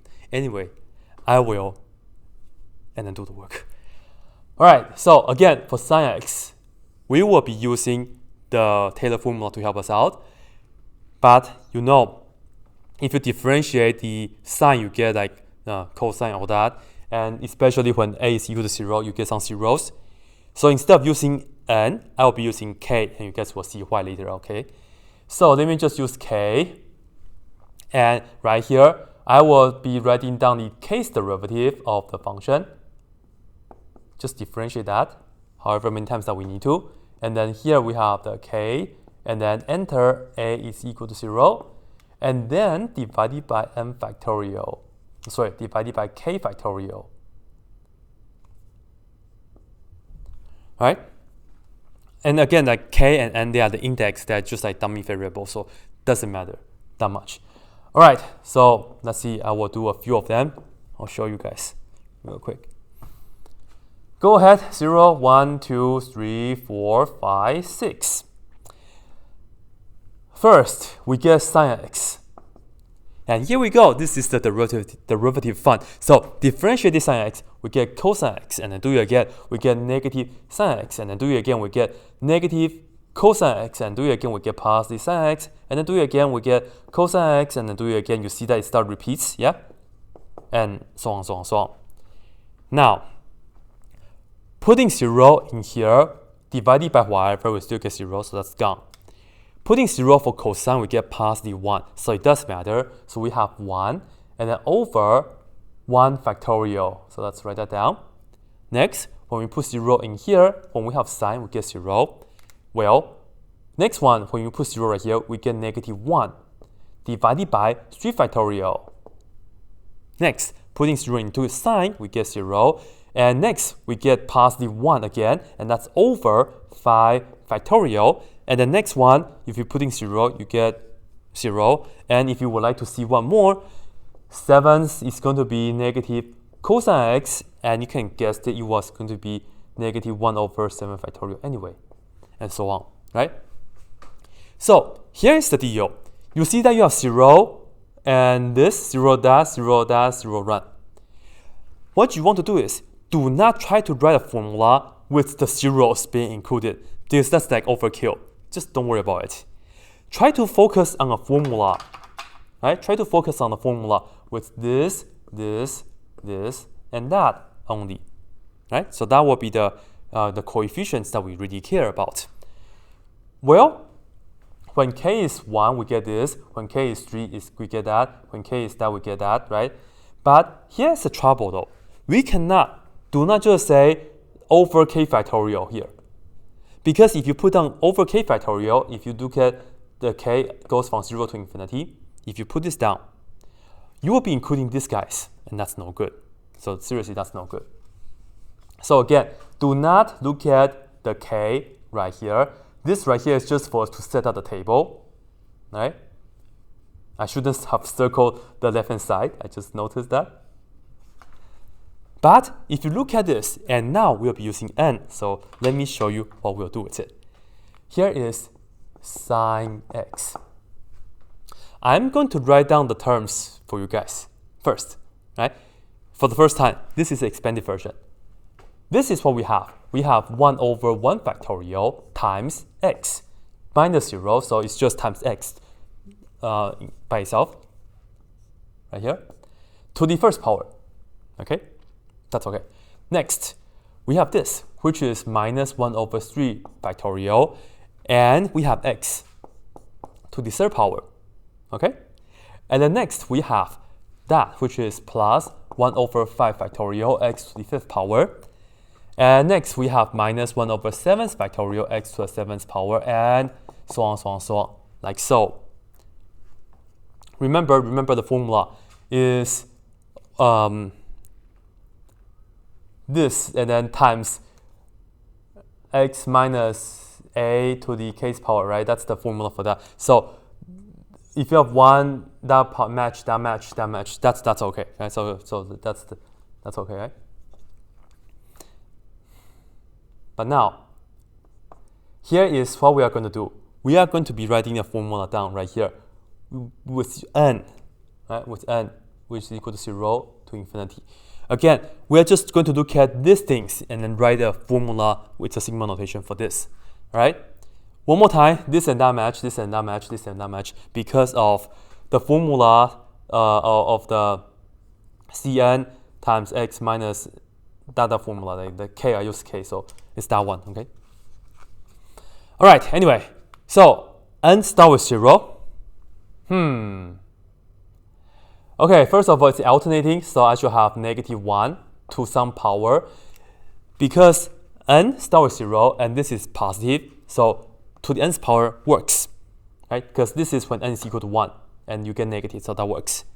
Next, on the bottom here, if you focus on 1, 3, 5, 7, that's just the odd numbers.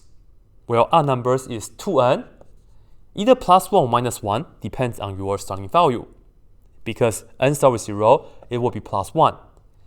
Again, you see, 1 to 3, 3 to 5, 5 to 7, the difference is 2 every single time. So that's a coefficient of n.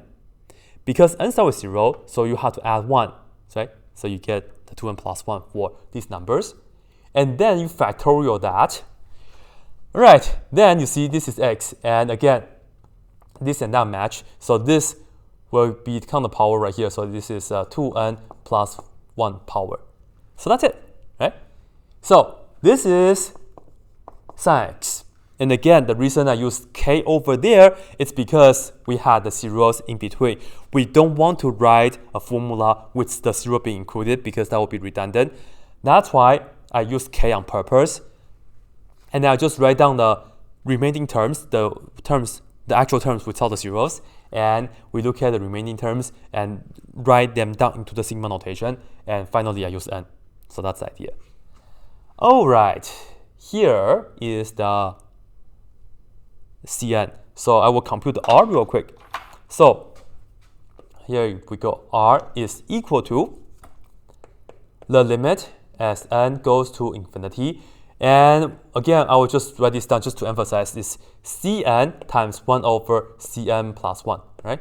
So let me just emphasize if I didn't emphasize clear enough earlier. Cn is all this. So I will just write down -1 to the nth power over 2n plus 1 factorial that. And for the Cn plus 1, I'll just put n plus 1 in here and do the reciprocal. Remember, it's the reciprocal, right? So I will just put n plus 1 in here. So we will have 2 and then n plus 1, like this, in parentheses, and then plus 1. And then factorial that. And divided by -1. And I have the Cn plus 1, so this right here should be n plus 1 as well. Like this. Close that. Now I will work this out in detail for you guys. This is the Cn plus 1. This right here, 2n plus 2, right? And then plus 1, so you have 2n plus 3. Factorial that. So if you expand this, you get 2n plus 3, that's the first term. And the next term is 2n plus 2 because you just minus 1. And then the next term is 2n plus 1. And then 2n, and then 2n minus 1, and so on. But you can just factorial this guy, and you stop. The good thing is that this and that can be cancelled, which is very nice. And now we are looking at the limit as n goes to infinity. And we just have this. And by the way, the absolute value, right, just pretty much make all the negative positive. So this and that don't matter. So we get absolute value of 2n plus 3, 2n plus 2. Yes, it will be infinity when n goes to infinity. So this is just as nice. We get r equals infinity. Likewise, I will be negative infinity to positive infinity as well. Do not include infinities. That's why I just put down parentheses right away. Okay, so it's just like this one. Cool, huh? Now, I will show you how we can find out the next one within this little box right here. Okay, so the next one, number 13, we will be dealing with cosine, right? So for cosine, I will just put this down right here. Cosine x. And again, centered at a equals 0. Don't worry, I will be dealing with different centers in the next few questions. All right, so just hold up to that, and let me see if I go. All right, so let's see if there's any connection between sine and cosine. Yes, it is. There are a lot of connections. They're like homies. But the best connection is, of course, if we differentiate sine, we get cosine, and that's very nice. So I will just go ahead and do this for you guys. We know cosine x, this right here is equal to, we can just differentiate. I'll put this down. We'll just differentiate sine x. That's pretty much it, right? And of course, we'll be looking at the power series. So let's go ahead and say differentiating. Sine is all this. So we have the series as n goes from 0 to infinity. And we have -1 to the nth power over 2n plus 1, factorial that. And then x to the 2n plus 1 power, like so, right? And do not put down dx. This is for differentiation. Now, check this out. Take the derivative of this. Go ahead, bring this to the front, and then -1. Well, when you bring this to the front, you have the 2n plus 1 here, isn't it? This right here is the same as 2n plus 1 times 2n times 2n minus 1, and so on. in another word, 2n in a parentheses, factorial that. Best thing is, this and that will cancel nicely. So I will write this down for you guys. This right here, we get a series as n goes from. Well, notice this and that cancel. If you put 0 into the n, the first term stays. There's no 0 term, so n will still go with 0 to infinity. This right here is negative 1 to the nth power over, this is just 2n factorial now. And here we will just have x to the 2nth power. And again, n still start with 0 because if you put 0 right here and right here, 0 factorial by definition is 1. So you do have to start with n equals 0 in this case. This right here is a series for cosine, and the good thing is that r will stay the same because we just differentiate the power series. And if r is infinity, well, I will be going from negative infinity to positive infinity. So this is it. This is for cosine x. Like this. Very good. Right? Man, there's so many power series. I don't know if I can learn all this or not. All right. Anyway, this is 13. So we did half marathon already.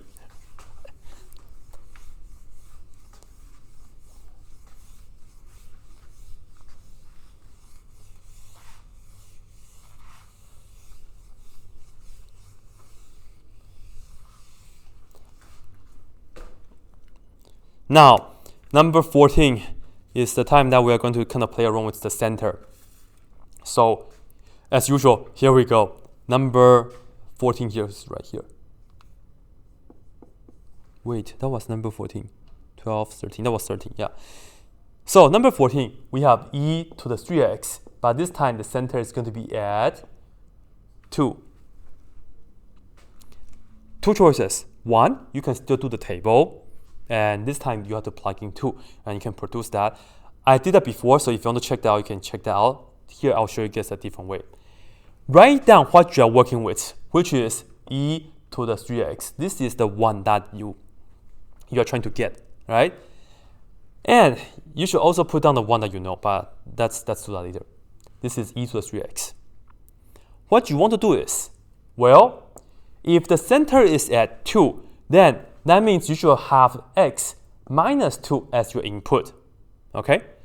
And because we have this 3 in the front, so of course, don't forget we have the 3 in the front like so. And of course, we have the e, so we have e to that power, okay?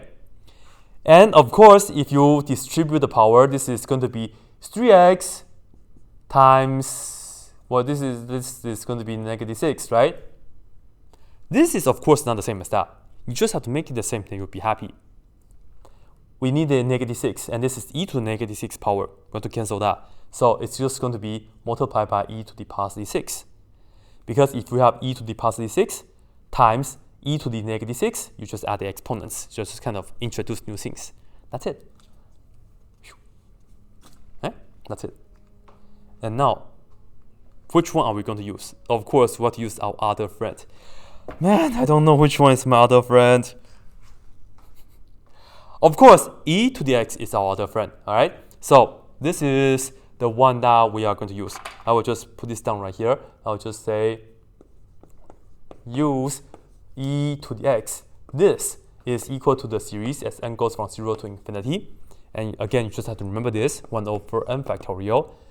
Better yet, you can just derive it real quickly, right? Anyway, x to the nth power. This right here works. And because r is infinity, so no worry, no whatever. You don't need the absolute value. You don't even need that. All right, so here we go. This right here, we have e to the 6th power. That's great. This right here, we'll be using that. So what we do is, of course, we have the sum as n goes from 0 to infinity. And all we have to do is put everything in here. Right? That's how we get that. That's the idea. And then just put everything here. So open the parentheses with 3 parentheses x minus 2. And then raise to the nth power like this. That's it. And then the best part is r is infinity. And I is negative infinity to infinity. So you don't have to worry about the endpoints. There's no endpoints anyway. All right, we'll still kind of simplify this a little bit though. So this is e to the 6th power, and this is the sum as n goes from 0 to infinity.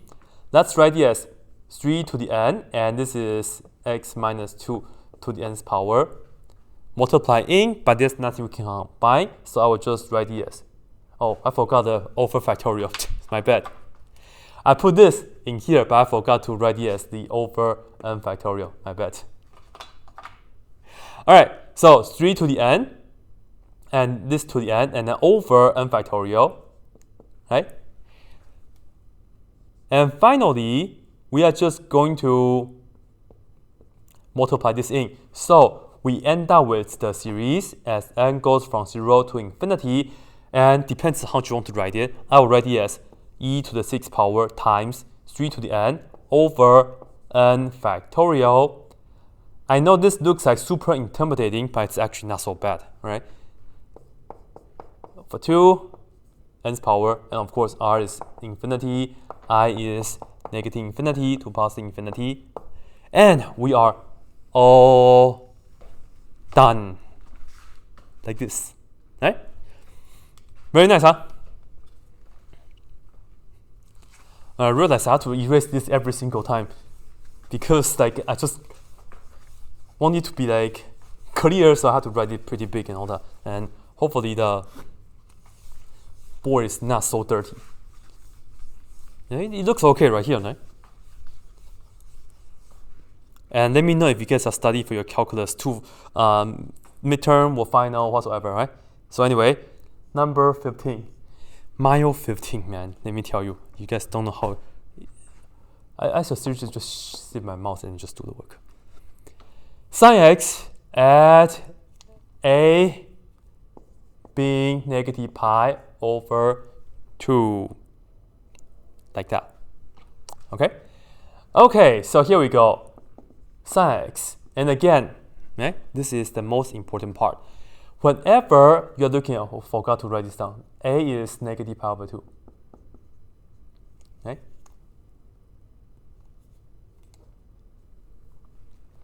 I forgot to write it down earlier, which is easy, but it doesn't matter. Okay, whenever you have the a at anything besides 0, be sure you write it as x minus the a, which is going to be plus in this case, and the pi over 2. So this will be your new input that you want, so that you can use the other things to help you out, okay?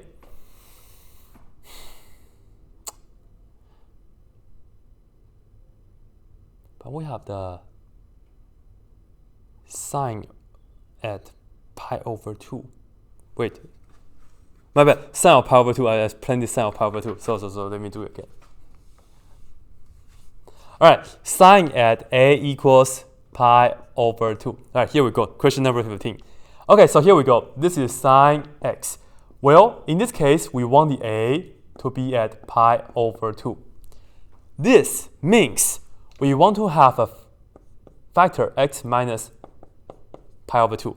And hopefully we can build up some connections between whatever. Now, here's the deal. Can I just put in the sign right here? Is this true? No, unfortunately not. Yeah. Sin x is of course not the same as sine of x minus pi over 2. Unfortunately, this is not correct. What can we do though? Well, don't worry. If you cannot use sine, maybe cosine will help us out. And the truth is, cosine can really help us out. And let me just write this down right here for you guys, okay? So you just have to see how to use the identities and all that to help us out. So I will just put this down right here.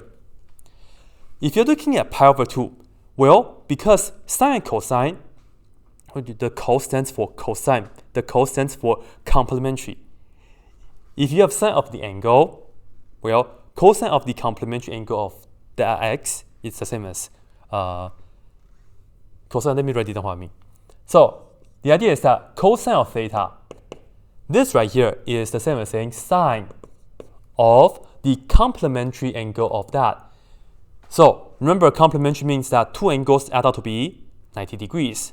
But we are all adults now, so we have to use pi over 2. Well, this is theta already. That means the input right here, I would need to have pi over 2 minus theta, right? So this is the connection. Similarly, you can also write it as sine theta equals cosine of pi over 2 minus theta, like this. So this is the co-identity that will really help us out, right? Well, in this case, we are looking at sine, right? We're looking at sine theta, sine x over there. So it looks like we have the cosine to help us out. Well, I need to have a factor of x minus pi over 2. By the definition, no, this is pi over 2 minus x, minus theta though. Don't worry, this is cosine, this is actually really good. Notice, so just put on notice, if we have cosine of negative angle, thanks to cosine being an even function, this is the same as saying cosine of theta. So what we can do is, in fact, this is the same as saying cosine of, we can switch this, and I'll just negate that. Negative, and I'll put this down first, theta minus pi over 2, right? Or just do some algebra here. But this negative can be disappeared because cosine is even. So a cosine of theta minus pi over 2, like this. So sine x, of course I'm using theta, but the same as x. This right here is in fact the same as cosine of x minus pi over 2. So this is very, very powerful, I will say. Very, very convenient.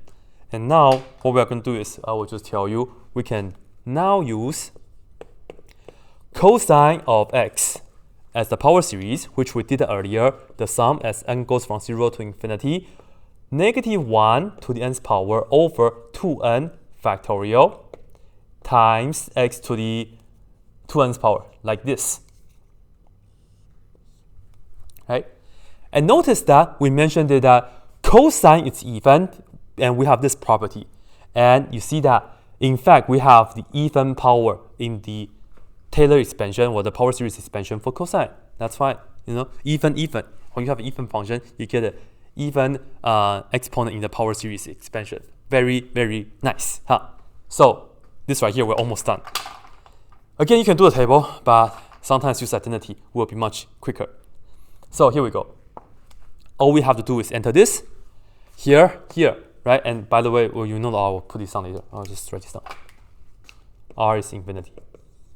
Anyway, put this down here so we have the sum n goes from 0 to infinity. And we have the coefficient being negative 1 to the nth power over 2n parentheses that, factorial that. And then here is just x minus pi over 2 raised to the 2nth power. Very, very convenient, isn't it? And that's it. That's it. And very quick, r is infinity. That means I will be automatically negative infinity to positive infinity. Done. Done deal. Right? The more we know, the easier our life will be sometimes. So that's the idea. And I wrote this down just for you guys. Sometimes you might be looking for like cosine at like pi over 2, then maybe this right here will be helpful. But you will have to use sine being an odd function to fix that. Okay? So that's number 15. And man, this is exciting. We are kind of almost done.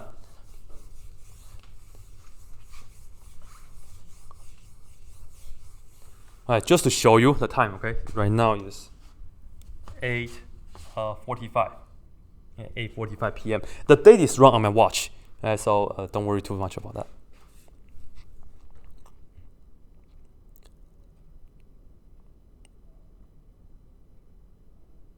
Oh yeah, next one's number 16. Let's space out a little bit. Number 16. Again, we're looking at sine of x, but this time at a equals negative pi. Man, negative pi. So you know the deal. We will be using identity right here again. So let me just put this down. We have sine x. Well, a is negative pi. That means I need to have an x plus pi factor. Okay? Well, let's take a look right here. Let's say we are on the unit circle. Let's say we have the point right here. And of course, remember the sine is the y value. This is right here, it's a sine value, okay? Sine of whatever, sine of the angle. Let's say sine of the angle theta. Well, if you have an angle x plus pi, that means you just go 180 degrees. So just go right here, directly down here. And this is actually a really nice reflection. Whatever this is, you just come here, and this is going to be sine of pi plus, so theta plus pi.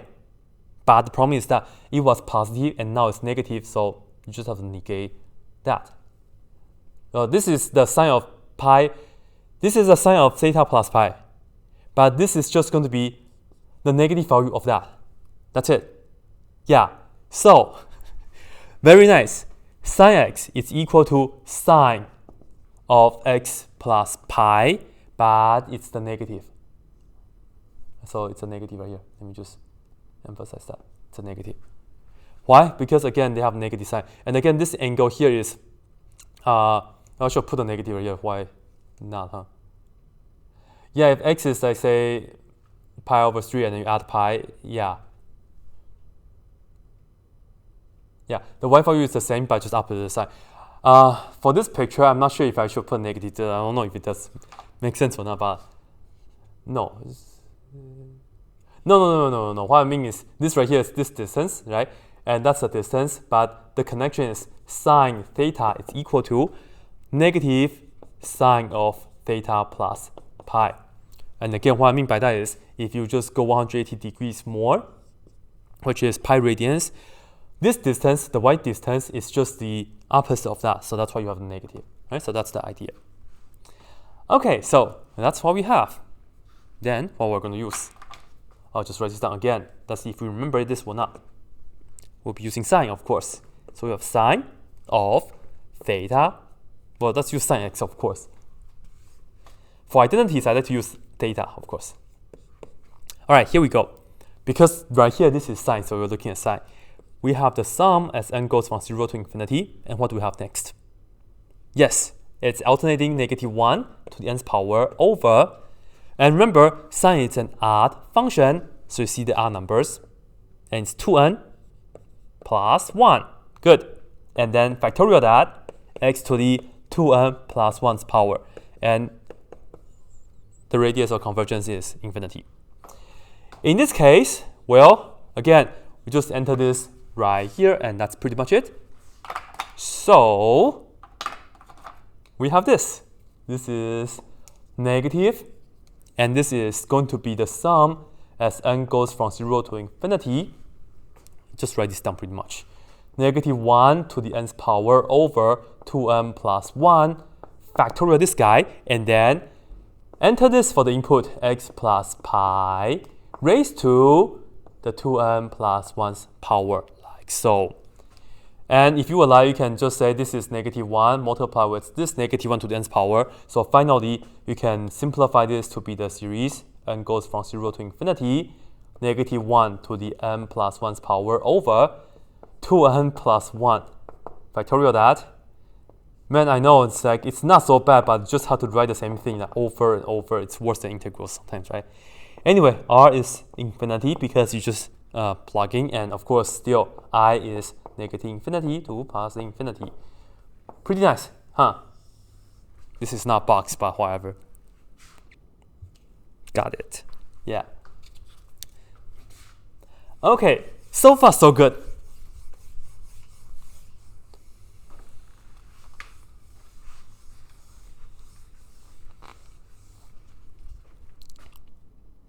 Oh my god. Next, we have the sine square. Oh my god, man. This is number 17. Man, who chose all these questions? Yes, that person is me. Sine square x at a is equal to 0. Remember integrals? How do you integrate sine square? Yes, we should use the power reduction. So in here, we do the same as well. So here we go.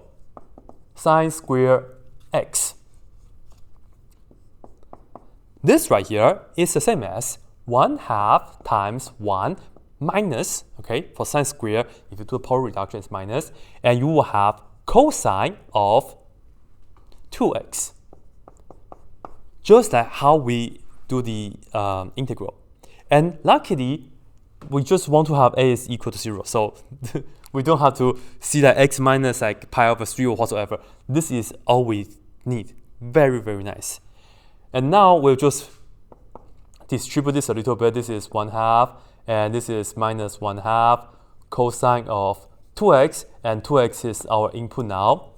And now let's see what we can do with this. This is 1/2. This is minus 1/2. And for cosine, well, let's remember this, right? Let's do this in our head. This is the sum. N goes from 0 to infinity. What's the coefficient? We have -1 to the nth power over 2n factorial this. Yeah? And then the input goes here, 2x, and then raised to the 2nth power. And again, r is infinity. You can just write that down. You don't even need the absolute value because r is infinity. That's very nice. Now, simplify this a little bit. Again, this is 1/2 minus. Let's just write it down like this. Sum n goes from 0 to infinity. This right here stays, -1 to the n over 2n factorial. We can write this as 2 to the 2n times x to the 2n. Like that. Okay, now check this out. I'm going to pair this and that, so I will just multiply this and that together. So it seems that we have the 1/2 all the way in the front. And I will be adding because I will be multiplying this and that. So first, I will have the sum. N goes from 0 to infinity. -1 times this is going to be -1 to the n plus 1 power. Okay? So that's that part. And then over 2n factorial. It should be outside of the parentheses. And notice how this is divided by 2. So we just divide this by 2. Then we can just do 2n minus 1. So this is 2 to the 2n minus 1 power, like so. 2 to the 2n minus 1. Because again, you divide it by 2 right here. So yeah, so you also have to consider this. So it becomes divided by 2, like that, okay? So that's the idea. And then you have x to the 2n's power, like this. So it seems okay, right? But in fact, we can do a little bit better. Because the deal is that if you look at this expansion, when n is equal to 0, let's do this in our head, okay? Let's do this in our head. When n is equal to 0, okay, this is going to be -1. So we have negative. When n is 0, we have 2 to the negative first power. So 2 to the negative first power over 0 factorial. This is when n is equal to 0, okay? And then x to the 0th power, so this is just that. So that means you get -1/2. This is when n is equal to 0. But when n is equal to 0, you get this, and outside you have 1/2, so in fact we can cancel this out. So the first term here is -1/2. That can be cancelled out with the +1/2. Altogether, we can just write down the sum as n starting with 1, right? Because the first term will cancel with that. And then you just go to infinity and just write down the rest. N plus 1, 2 to the 2n minus 1, all over 2n factorial that, and then x to the 2n like this. Yeah. And then, of course, r is infinity. That means I is going to be -infinity to +infinity. Man, this marker is almost done. But I have another one. By the way, this marker isn't so bad. If you guys watch my 100 series video, you guys know that this marker is not the one I like. Okay. So that was number 17. Whew. Okay, now take a look, take a look, take a look. Right? Do you guys miss the Taylor formula? Maybe? I heard some people say miss the Taylor formula. Sometimes we have to do that. Right? Sometimes we have to do that. Just like if you are trying to do something new that we have not seen before, then we have to do that. If not, then just try to make connection. Then that's how we can make things happen. Okay, number 18 right here.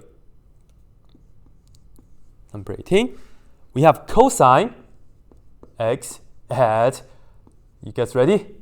A is pi over 4.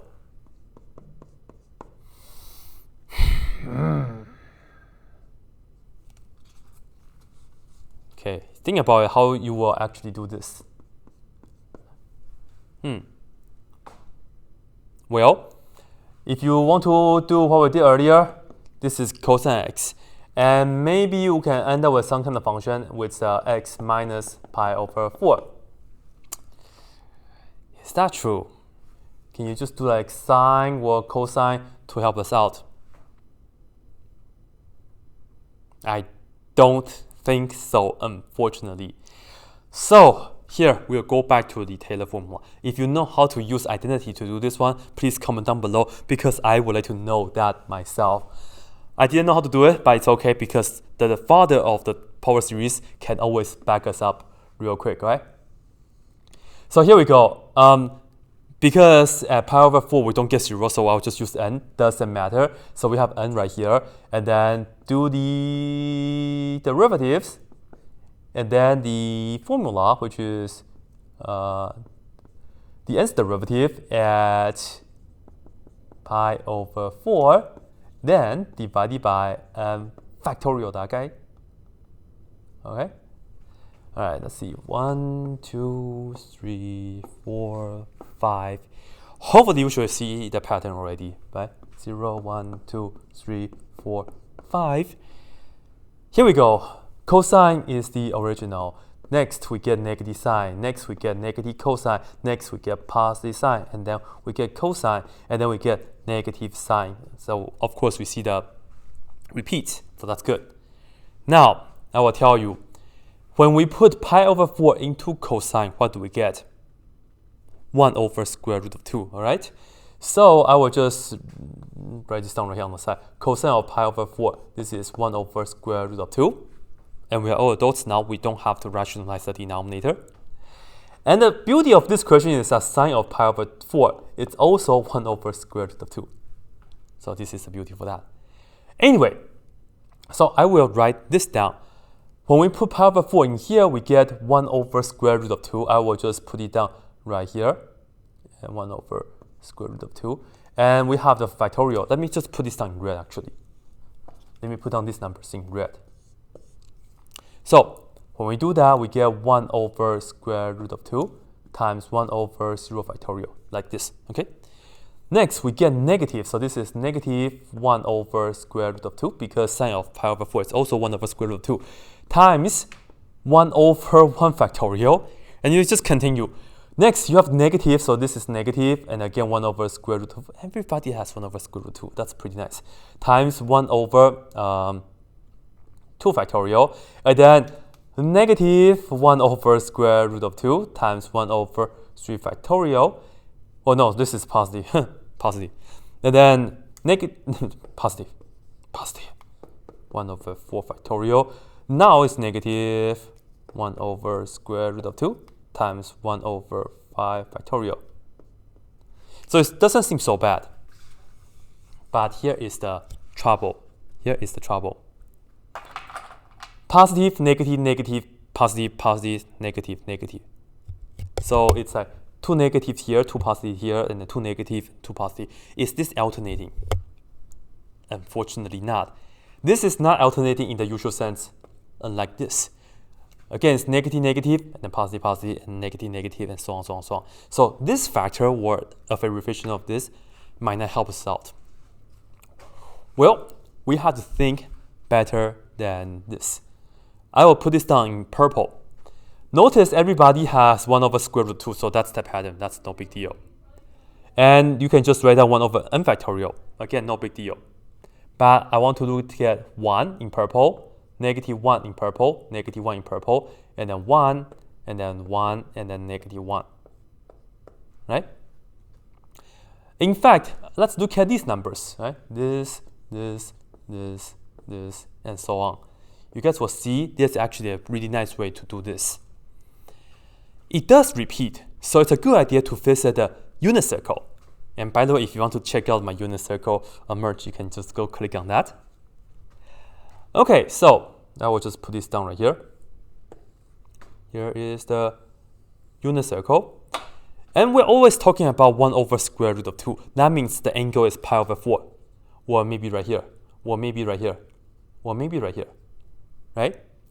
And depends if you like to use sine, cosine, or whatsoever. In this case, it's a good idea to use cosine. Check this out. This right here, if you look at cosine right here, this is pi over 4. And this is pi over 4. So let me just write this down for you guys real quick. Cosine of pi over 4 is positive 1 over square root of 2. And the moment that we reach to here, so you just have to rotate here. The moment we reach here, this is negative cosine of pi over 4, if you want to do it like that.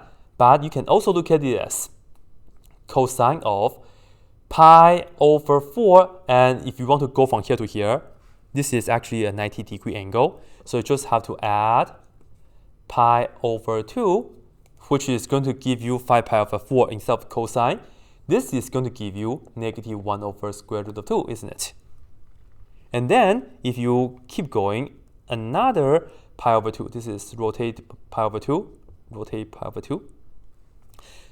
Because you have the whole circle cut into 4 pieces. So 2 pi divided by 4 is pi over 2. That's all that stuff. This right here is going to be cosine of pi over 4. I'm looking at the starting. And then I just have to add pi over 2, but twice. Right? That's the idea. And you can imagine what I will do next. This right here, I'll just make it like a different dashed line like so. Just add the pi over 2 one more time. And notice this right here does give us negative 1 over square root of 2, right? And for this point, this is going to be cosine of starting at pi over 4, and then you add the pi over 2 3 times, like this. And you end up with positive 1 over square root of 2. Because right here, you are talking about positive x value, and then negative x value, and still negative x value, and then positive, positive, negative, negative, and so on. So for all the numbers in purple, it's just cosine of pi over 4 plus pi over 2 times n. Very nice. So here we go. We can write down the formula. Cosine x equals the sum n goes from 0 to infinity. Let's write this down. In fact, I include a 1 over square root 2 because of nicety. We have the cosine, right? So that's why it's very nice. Woohoo. Anyway, we have cosine starting at pi over 4. Okay, starting at pi over 4. Actually, let me match the color. Cosine of starting at pi over 4. And we are going to just add pi over 2n like this. Because n starts with 0, so if you put 0 here, then you get this. And then when n is equal to 1, you just jump to here. So this right here covers the coefficients right here. But we also have to look at the factorials on the bottom. No big deal. We can just look at this and divide it by n factorial. That's it. Okay? And because this right here, a is at pi over 4, so this is x minus pi over 4 raised to the nth power like this. There's no 0 terms, so this is very, very, very, very nice. Let's see.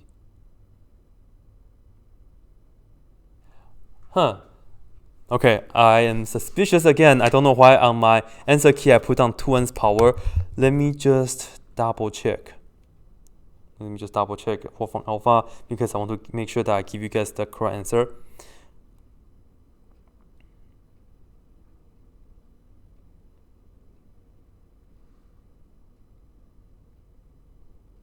Yeah, this way I can take a little break too, so it's a win-win situation.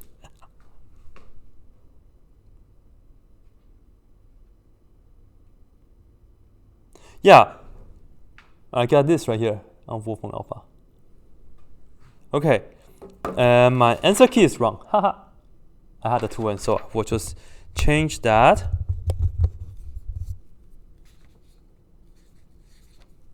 So as I said, I don't know why whenever I come with answer keys, like just doesn't really work out. Anyway, this is it. And if you would like, you can just work this out with the formula I told you guys before. But r is infinity. Likewise, I will also be going from negative infinity to positive infinity, and you're done. Okay? Yeah. So technically, you should just work it out. But if you have factorial on the bottom, it's actually just infinity. Just worked out.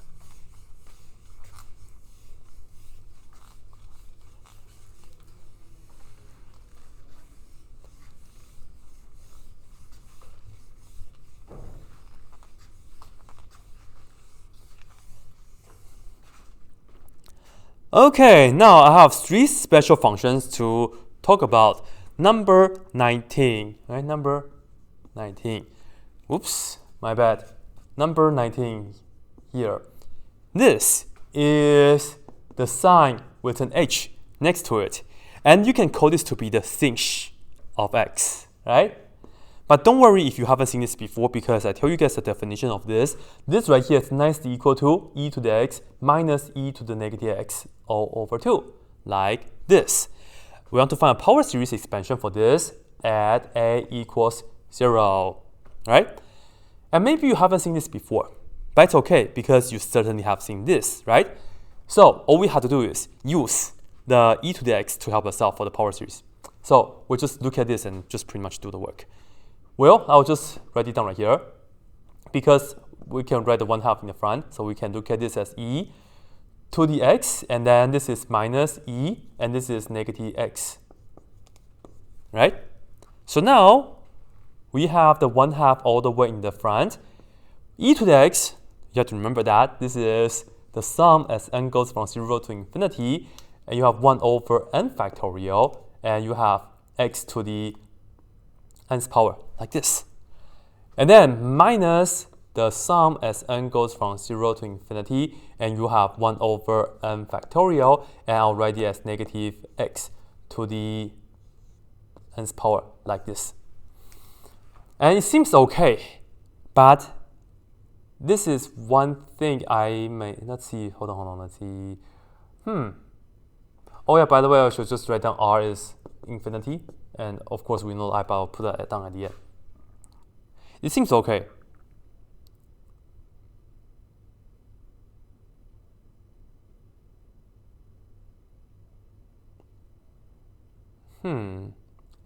Now this is the bizarre part, okay? So just kind of bear with me. This right here is alternating. This right here is always positive. And because they are of the same kind, so some terms are going to get cancelled out and some terms are not going to get cancelled out. So we have to pursue its caution. And depends if you want to stay with n or whatsoever. And let's do this. Let's do this. 1 over 2 is 1 over 2. Parentheses that. Let's just do the expansion, okay? So for this one, let's write it out. The first term, if you're putting 0 in here and here, you get 1. So I'll put this down in red, in black, 1. Next term, you get plus x to the first over 1 factorial, so plus x. Next, you get x squared over 2 factorial. Next, you get x cubed over 3 factorial.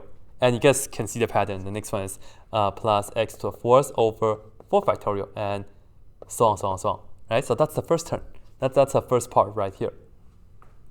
Now we'll just put this down. I'll put this down right here. Okay? And then I will have to minus. Now, here is the small part. If you put 0 in here, again, we will end up with 1. So that's okay. Then if you put 1 in here, this is going to give you negative 1. And negative 1. So it's a minus x to the first power over 1 factorial, so it's minus x. And then when you put 2, it's positive again, so it's plus x squared over 2 factorial. And you guys can see the pattern, it's alternating version. So we have minus x cubed over 3 factorial, and then plus x4 over 4 factorial. And next one is going to be minus, and so on. Alright, so that's pretty much the expansion if you write it out. And now check this out. We have 1, minus 1. We know 1 minus 1 is equal to 0. So go ahead and cancel them out. Then I will put on everything purple from now on. This is 1/2 times, this is x, but minus negative x. Minus minus becomes positive, so we end up with 2x. Right? And then next, you see this and that minus, so they cancel out. And then next, you see this and that. Well, we get 2 of them, so let me just write it as plus 2x cubed over 3 factorial.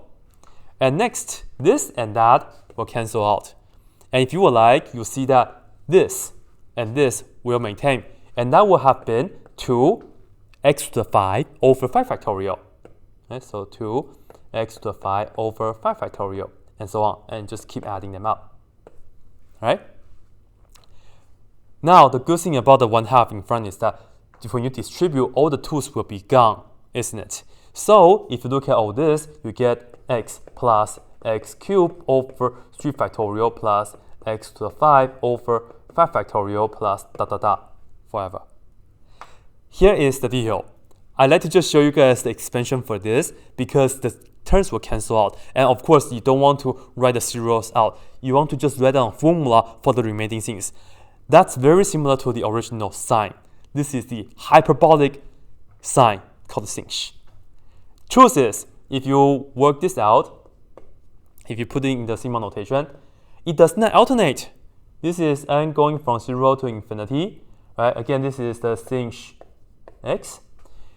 Notice this n is very different this n. I put it in blue. Okay, I put it down purple. Okay, so I know this is the index situation. That's horrible sometimes. But if you didn't like the confusion, you can just change all this to k. If you didn't like the n that I used like twice, and then it's like why it looks different, so just change this to k. That's pretty much what I was doing with the original sign question earlier. It might be confusing, but once you get used to this, you can do it too. So now there's no debate about the n or the k. Anyway, nothing is alternating. This right here is just going to be the following. We only have the odd numbers, the factorials of that. So we have 1 over 2m plus 1 factorial, and then times x to the 2m plus 1, just like this. There's no alternating. That's the sinh x, ladies and gentlemen. And you can guess it if we run through the, oh, you actually don't need to run through because you know from e to the x, you know r is infinity, likewise I is negative infinity to positive infinity, do not include infinities. Here you go. This is the answer for the sinh x. Right? Very nice, isn't it? Now, I will do number 20 because you might guess it. What number 20 is? Yes, it's the hyperbolic cosine for it. So let's look at cosh. Now, if your name is Josh, shout out to you. But this is cosh. E to the x plus e to the negative x all over 2 at a equals 0. Right? I will erase this a little bit though. Right? Hopefully you guys don't mind. Well, is there any connection between sinh and cosh in terms of calculus? Of course there is. Derivative. But what kind of derivative is this? Well, the truth is cosh of x is indeed equal to, if we differentiate sinh x. This is correct. Okay, so this is true. What you can do is you can just go ahead and do the derivative right here. The 1/2 stays. E to the x stays. The derivative e to the negative x stays, but don't forget to multiply by negative 1 because of the chain rule. So you have the negative right here, and now will be sinh. And here is the beauty though. I will just actually tell you guys the following. I'll just put it down right here somewhere. If you differentiate cosh, you get sinh as well. There's no negative. Derivative cosh is positive sinh, and derivative sinh is positive cosh. Just go ahead and try that out if you would like. But anyway, my job is to do the power series. So we will be differentiating sinh x, which is that over there. I will just write down the sum n goes from 0 to infinity, and we have 1 over 2n plus 1 factorial this guy, and x to the 2n plus 1. And we know r is infinity, so just put that down later. This right here is equal to, well, do the derivative, bring this to the front, minus 1. So you're looking at 2n plus 1. Break this down. This is 2n plus 1 times 2n, and then so on, so on, so on. So you can factorial this. So this and that will cancel. And in the end, you end up with the sum n goes from 0 to infinity, positive 1 over 2n, factorial this guy. And then this is just x to the 2n. Yes, this is the cosh, and you don't alternate at all. And similar, the r is infinity, I is negative infinity to positive infinity, and you can be happy. I can be happy too, because we are done. Right? So, ladies and gentlemen, this is cosh. And you might be wondering, how come we didn't do the original tangent? Because there's no easy formula. There is a formula, but there's no easy formula for the original tangent. That's why we only did the inverse tangent. And for the tangent, if you really want to get a power series for that, you can do long division with sine over cosine, or you can do the Taylor formula. So up to you. Now we have a couple more to go, 6.2 more to go. So number 21, inverse tangent. So number 21, this right here is the hyperbolic tangent, but it's the inverse version of that, so I'll put a negative 1 right here of x. Don't worry, because right here I will have to tell you guys what the definition of this is. We don't need a parentheses. This is 1/2 natural log, and we have 1 plus x over 1 minus x. So that's the inverse hyperbolic tangent, and we want this at a equals 0. We may not know this too well, but we do know this very well, so attack this right here, right? So here we go. This right here. Division inside, we can just break down into 2 parts. So here we have 1 over 2, parentheses that, ln. First thing is 1 plus x. Hey, don't we have this? Yes, we do, right? And then minus ln 1 minus x, like this. So I will put it as plus a negative x. Yeah. Okay. Ah, man, I wish I know my power series. Okay, I will try. I will try. I promise I will try. Here we go. This is 1/2. And this right here, the first thing is, let me just write it out. And maybe it alternates again. So I will write it as k, just like to avoid confusions earlier. So here I will just say this is the sum as k goes from 0 to infinity. It does alternate, and that's negative 1 to the n. And yeah, and then over n plus 1 x to the n plus 1 power, because you have to integrate the best friend's cousin, right? So that's what we have. And yes, yeah. Next, this is minus, and we have the sum as k goes from 0 to infinity, and we have negative 1 to the nth power over n plus 1, but we enter this right here, so we get negative x to the n plus 1's power like this. Okay? But again, they just like to alternate, you know that.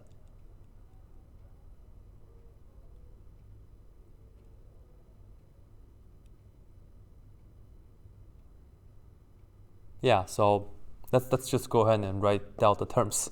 Right, shall we? Okay, here we go. And you guys can tell I'm kind of tired because, yeah, this is 9:21 p.m., right? 9:21 p.m., if you guys can see.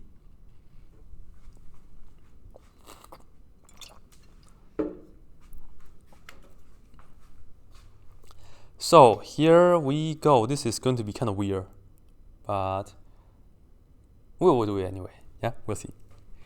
Okay, when k, whoops, man, I use k and then I use n here. That's bad. K, K, K, K, K, K, K, K, K, K, K, K, K, K. All right, so here we go. When k is 0, you put it here, you get x to the first power, yeah, and then over 1, so you have x. So that's the first term, that's good. Now when k is 1, you put it here, you get negative. And you get 1 plus 1, which is 1/2.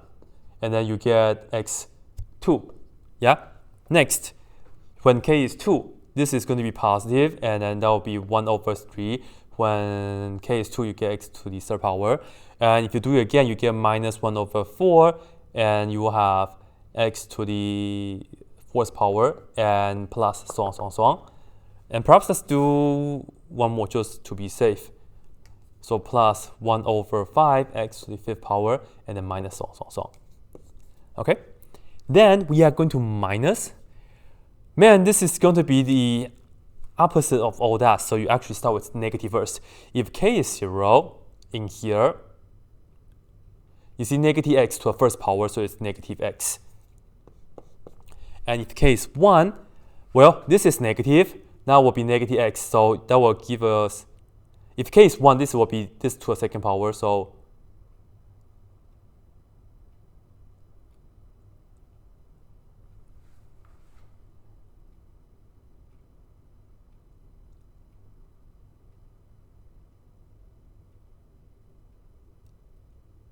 oh, let's break down. Man, let me just break down the power here. It's kind of confusing. So this right here, right? This right here is the same as saying negative 1 to the k plus 1 power, right? So it's the same as negative 1 to the k times negative 1 to the first, and then we have the x to the k's power, right? So let's look at this. And perhaps I'll put this down in blue for you, in purple for you guys. So again, negative 1 to the k times negative 1 to the first, and then x to the k plus 1's power. So in terms of the power of the x, it will be the same, but the sign is the annoying part. Let's take a closer look. Good thing is that this and that, when you multiply, it becomes just negative 1 to the 2k power, which is positive 1. And the truth is, this right here, it's not alternating anymore. It's just always, man, it's just always negative. That's kind of bad. But however, this is always negative. Okay? So first of all, when k is 0, you get x to the 0 plus 1, which is just x to the first power, over 1. So that's what we have. And now when x is 1, you put it here, so it's x squared. And this is still negative, so it's negative x squared over 2. Right? So I get it. So this is minus 1/2 x squared. And then when x is 2, you get over 3, but this is x third, and this is still negative. So it's negative 1/3 x cubed. And it's always negative. Man, this is always negative. And minus 1/5 x to the 5, and so on, so on, so on. Right, my bad for the camera angle. Yeah, okay. All right, so, man, this is 1/2 all the way in the front. And now let's see which are the guys that are still maintaining, okay? First of all, this is x minus negative x. So that means I will have what? 2x right here, isn't it? Next, negative that minus the same thing. So this and that will cancel. That's good. Next, this minus minus becomes, again, 2 of them. So we have plus 2/3 x to the third power. Pretty good. This and that, again, they cancel. And lastly, the one that we have on the board, this and that together, we get 2 of them again. So plus 2/5 x to the fifth power, and then plus dot dot dot, like that. Okay? And of course, you can just reduce all the 2's. So we get x plus 1/3. Man, this is not alternating. But does this remind you of anything? Yes, it should. That's the inverse, original tangent. But this one right here is not alternating. That's why it's the inverse hyperbolic version, okay? So finally, we'll just say this is the sum as n goes from, I'm using n right here now, okay, 0 to infinity. Non-alternating, right? So just 1 over 2n plus 1. And there's no factorial neither. It's just 2n plus 1. And just our numbers. And then the power is the same as that. So we have x to the 2n plus 1. And notice that a is at 0. So that's what we have. Right? So that's pretty much it. Now check this out though. From here to here, well, we use the r is equal to 1. Right? And likewise from here to here, r is equal to 1. So of course, now it's just algebra. So we still know that r is still equal to 1. And again, you can set out absolute value, but r is equal to 1. And then, let's see. What's I then? Well, it will be going from -1 to 1.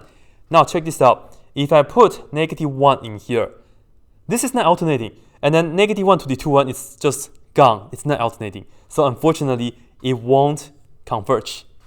And when we're putting 1 right here, again, that will be 1 over 2n plus 1. You can just do the comparison test with 1 over n, right? The series of 1 over n.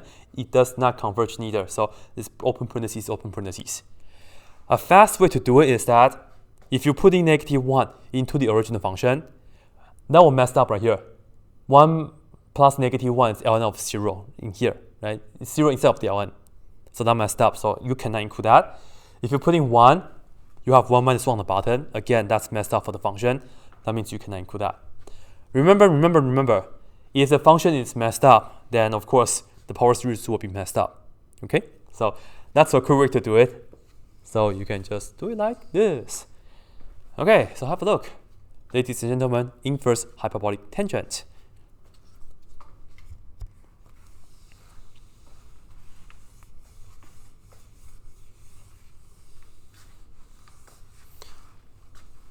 Alright, next one should be pretty fun to do.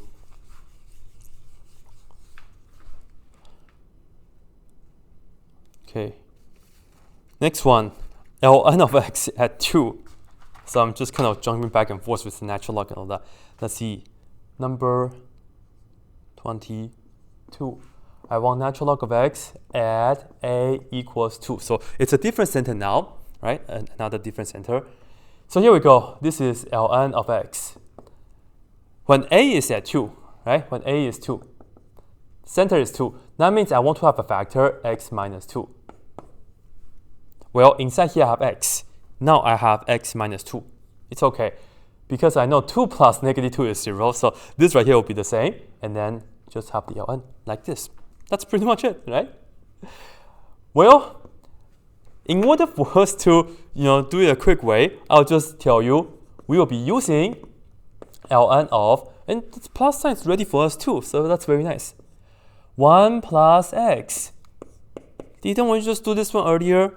Yes, we did. This is the sum as n goes from 0 to infinity, and we have, this is -1 to the nth power over n plus 1, x to the n plus 1's power. R is 1, and in fact the interval of convergence is at -1, 1. And I should also tell you absolute value of x is less than 1. Less than 1. Sorry, I will just write it down like this. Absolute value of x is less than 1, R is 1, and the interval of convergence, at -1 doesn't work, but at +1 it does. There we go, I wrote it down wrong earlier, so yeah. Anyway, this is what we are going to do. This is what we are going to do. In order for us to use this friend, notice that we must have a 1 right here, but that's a 2.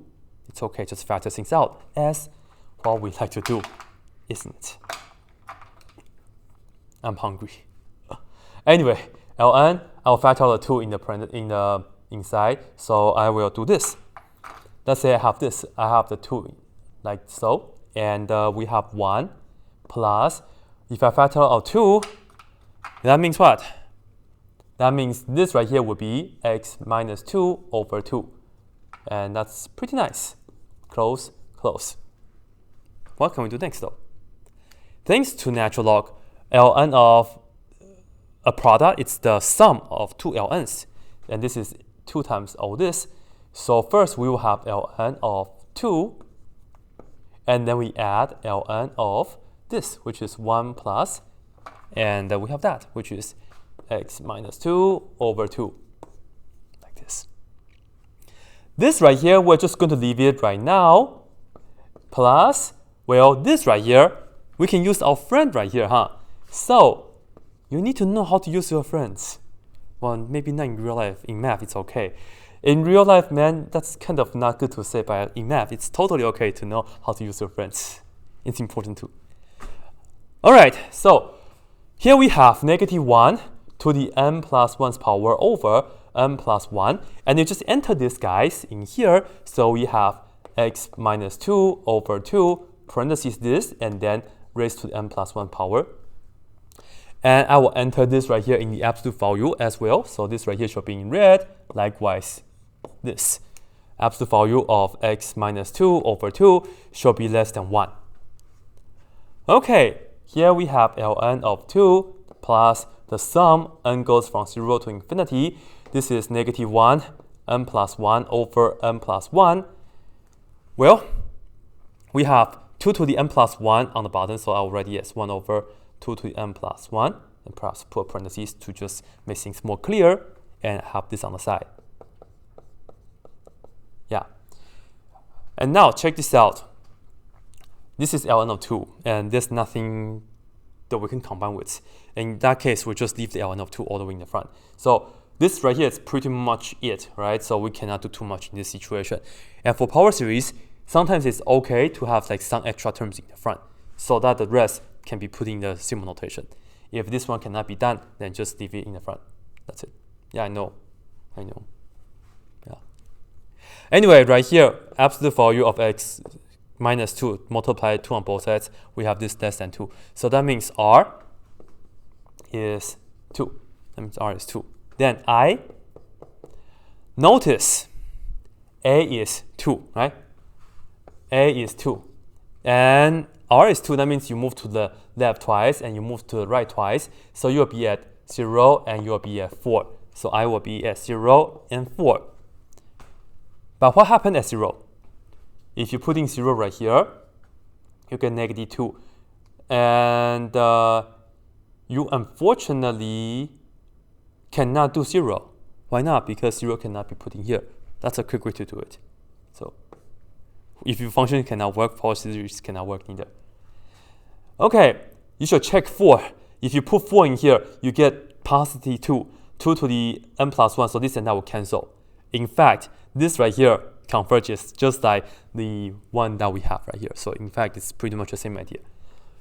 Open parentheses, close bracket, it's the same thing. Just refer back to what we did earlier. If you need to write down all the steps, just go ahead and do so. And this is it, right? So yeah, and of course you can just maybe write this down one time, and maybe I'll just put this down.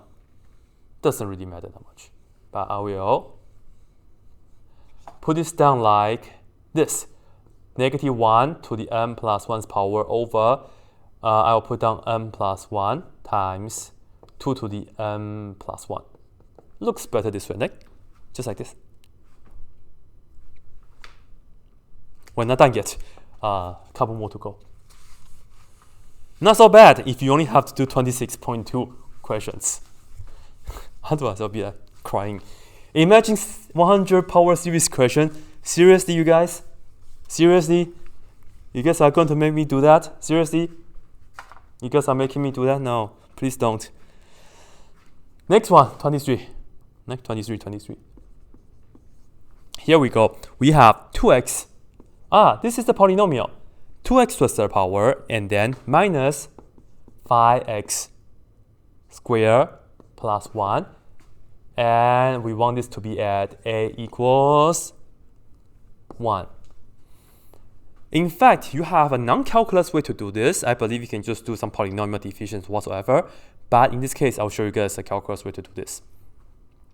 Again, when a is at 1, that means you should have x minus 1 as your input, right? So just keep that in mind later on. This is at a is equal to 1.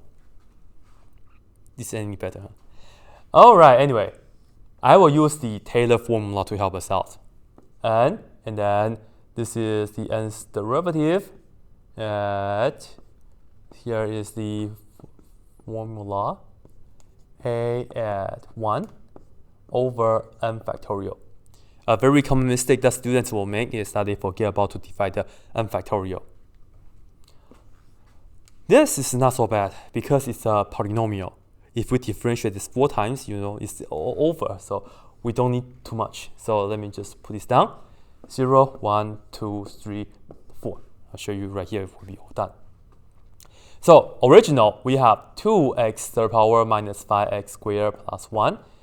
Go ahead, differentiate this. We get 6x squared minus 10x. Differentiate this again, we get 12x minus 10. Do it again, we get 12x. No, just 12. Haha. Haha. And then we get 0. Anything after that, just 0, so bye-bye. Now, putting 1 in here, I want to make sure that I can do this in my head carefully. Putting 1 in here, this is 2 minus 5, which is negative 3, plus 1 is negative 2. Yes. Divided by 0 factorial. Okay, 0 factorial. Next, putting 1 in here, we get 6 minus 10, which is negative 4, and then divided by 1 factorial. Good. And then next, this is factorial, man. This is my factorial. And then putting 1 in here, we get 12 minus 10, which is 2. So we have 2, but divided by 2 factorial. And then lastly, it's just 12. Because you didn't have x anymore, divided by 3 factorial. Well, in fact, anything after that will be just 0, so you don't have to worry about anything anymore. This is not like an infinite polynomial, because originally you start with a polynomial, it will end, right? So let's see. This right here simplifies to negative 2, so I'll put this down in purple just to make it cooler. This is equal to negative 2. For the coefficient, and this right here is equal to negative 4. 2 factorial is 2, and you can see that my hands are really dirty. This right here is 1. 3 factorial is 6, right? Because 3 times 2 is 6, and times 1, of course. And then this right here is going to be 2, and this right here is, of course, 0. So now here we go. 2x to the power minus 5x squared plus 1. Let me tell you, this one we cannot really put it into the sigma notation because we just have 4 numbers. And yeah, just write it out. That's all we do. So start with this, which is negative 2. Right? And x to the 0th power, nothing. Right? X minus 1 technically to the 0th power. Next, we do minus 4 times x minus 1 to the 1st power. Next, we add 1, so we just put on plus 1, and x minus 1 to the 2nd power. And next one we'll get plus 2, x minus 1 to the 3rd power, like this. And the good thing is that you stop. You stop. Okay, let me just double check that I didn't make any mistake.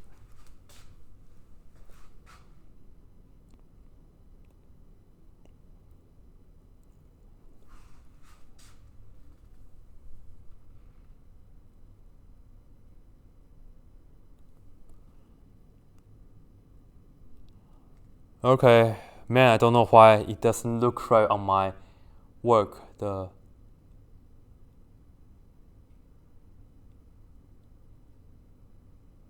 Okay, this is not funny. Why did I do that? It's like I have a plus 8 on my answer key for this term, so I will double check. As I said, most likely is the one I'm doing right now is correct. Let me just check on Wolfram Alpha because, again, I want to give you guys the correct answers. Let me just do this. 3 minus 5x squared and plus 1.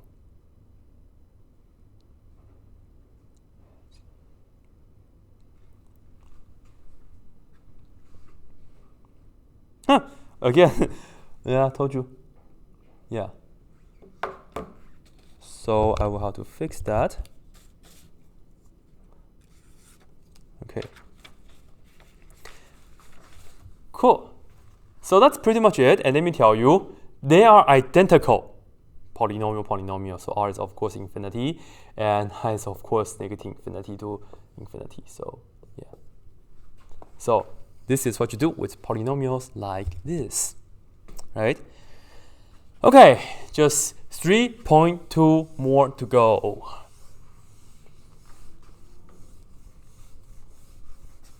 Seriously, it's like running a marathon. That's why I picked the 26.2 numbers.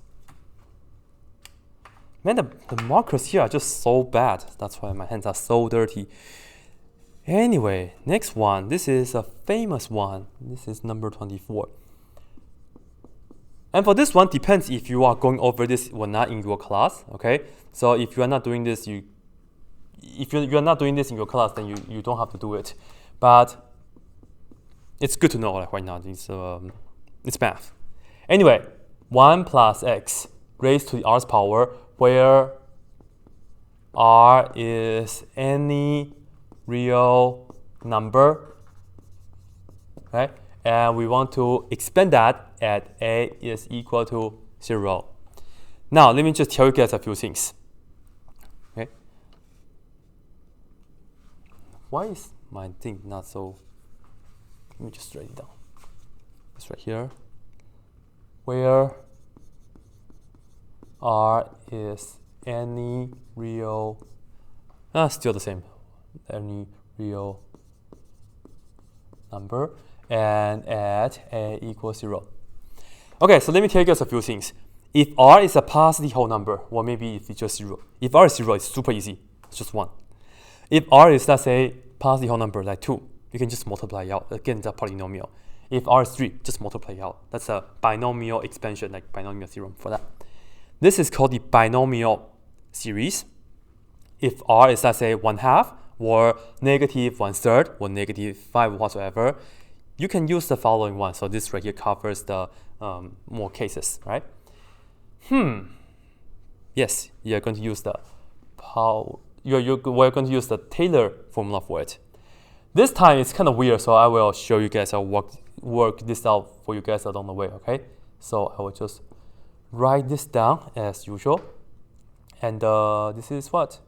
Yeah, the formula, and a is at 0.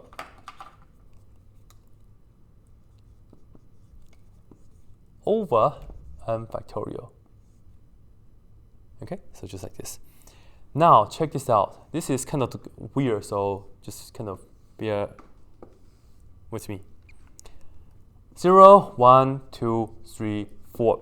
Here we go. The first one is just the original one, which is 1 plus x to the r's power. Derivative this, differentiate this. You bring the r to the front and then minus 1, yeah? So you get r and then 1 plus r and then 1 plus x to the r minus 1's power, like this. Now check this out. The chain rule says you multiply by the derivative itself, which is just 1, so it doesn't matter. And it's the same for the rest of them. Differentiate this again though. If you bring this power to the front and then minus 1, you get r times r minus 1, and then this is 1 plus x to the r minus 2, right? And you can kind of see the pattern. If you just keep going, you get r minus 1, r minus 2, and run out of space, r minus 3. So that's pretty much the idea for this series. So let me just erase this real quick.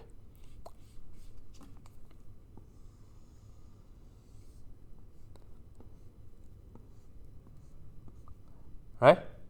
And of course, just do the derivative. So it shouldn't be too bad. And of course, if you want to do it again, then you pretty much will get, let me just see if I can fit in this r minus 1, r minus 2, r minus 3. Let me just stop right. So we have three terms, so that should be enough, right? So that's what we have. Now check this out. When I put in 0 into x, the first thing I get is just 1, and then over 0 factorial. So that's good. That's no big deal. Okay. When we put in 0 in here, I just get r times 1, which is just r. So that's good. That's just r. Again, nothing crazy. And then over 1 factorial. Next, if I put this right here, we get r times r minus 1. So we get r times r minus 1, because if you put 0 right here, this is just going to be 1 anyway. So we have that, and over 2 factorial, and you can guess the next one. It's going to be r times r minus 1, r minus 2, and then divided by 3 factorial, and so on. So you can guess the next one is r times r minus 1, r minus 2, r minus 3 over 4 factorial, and so on, right? Therefore, let's go ahead and just come up with a pattern for this already. When we have n, well, check this out. Earlier, when I have 3, I start with 1, I stop it at 2, right? So here's the deal. If this is n, and let me make this in purple, I will say. If this is n, let's see how should I write it. Okay. If this is 3, I stop it at 2. So right here, I will get this. This will be r, and then r minus 1, dot, dot, dot, right? And then we have to stop it at 1 less than whatever this is. This was 3, so you stop it at 1 less, right? So you stop it at 2. So if this is n, we have to minus n minus 1, like this. N minus 1 in the purple parentheses, like this. And then multiply by x to the r minus, this would be 3, so yeah, so it will be like this. Oh, 1 plus. Sorry, yeah. Okay, so it's pretty much all this coefficient. Let me just write it down better. Yeah, so it's all this.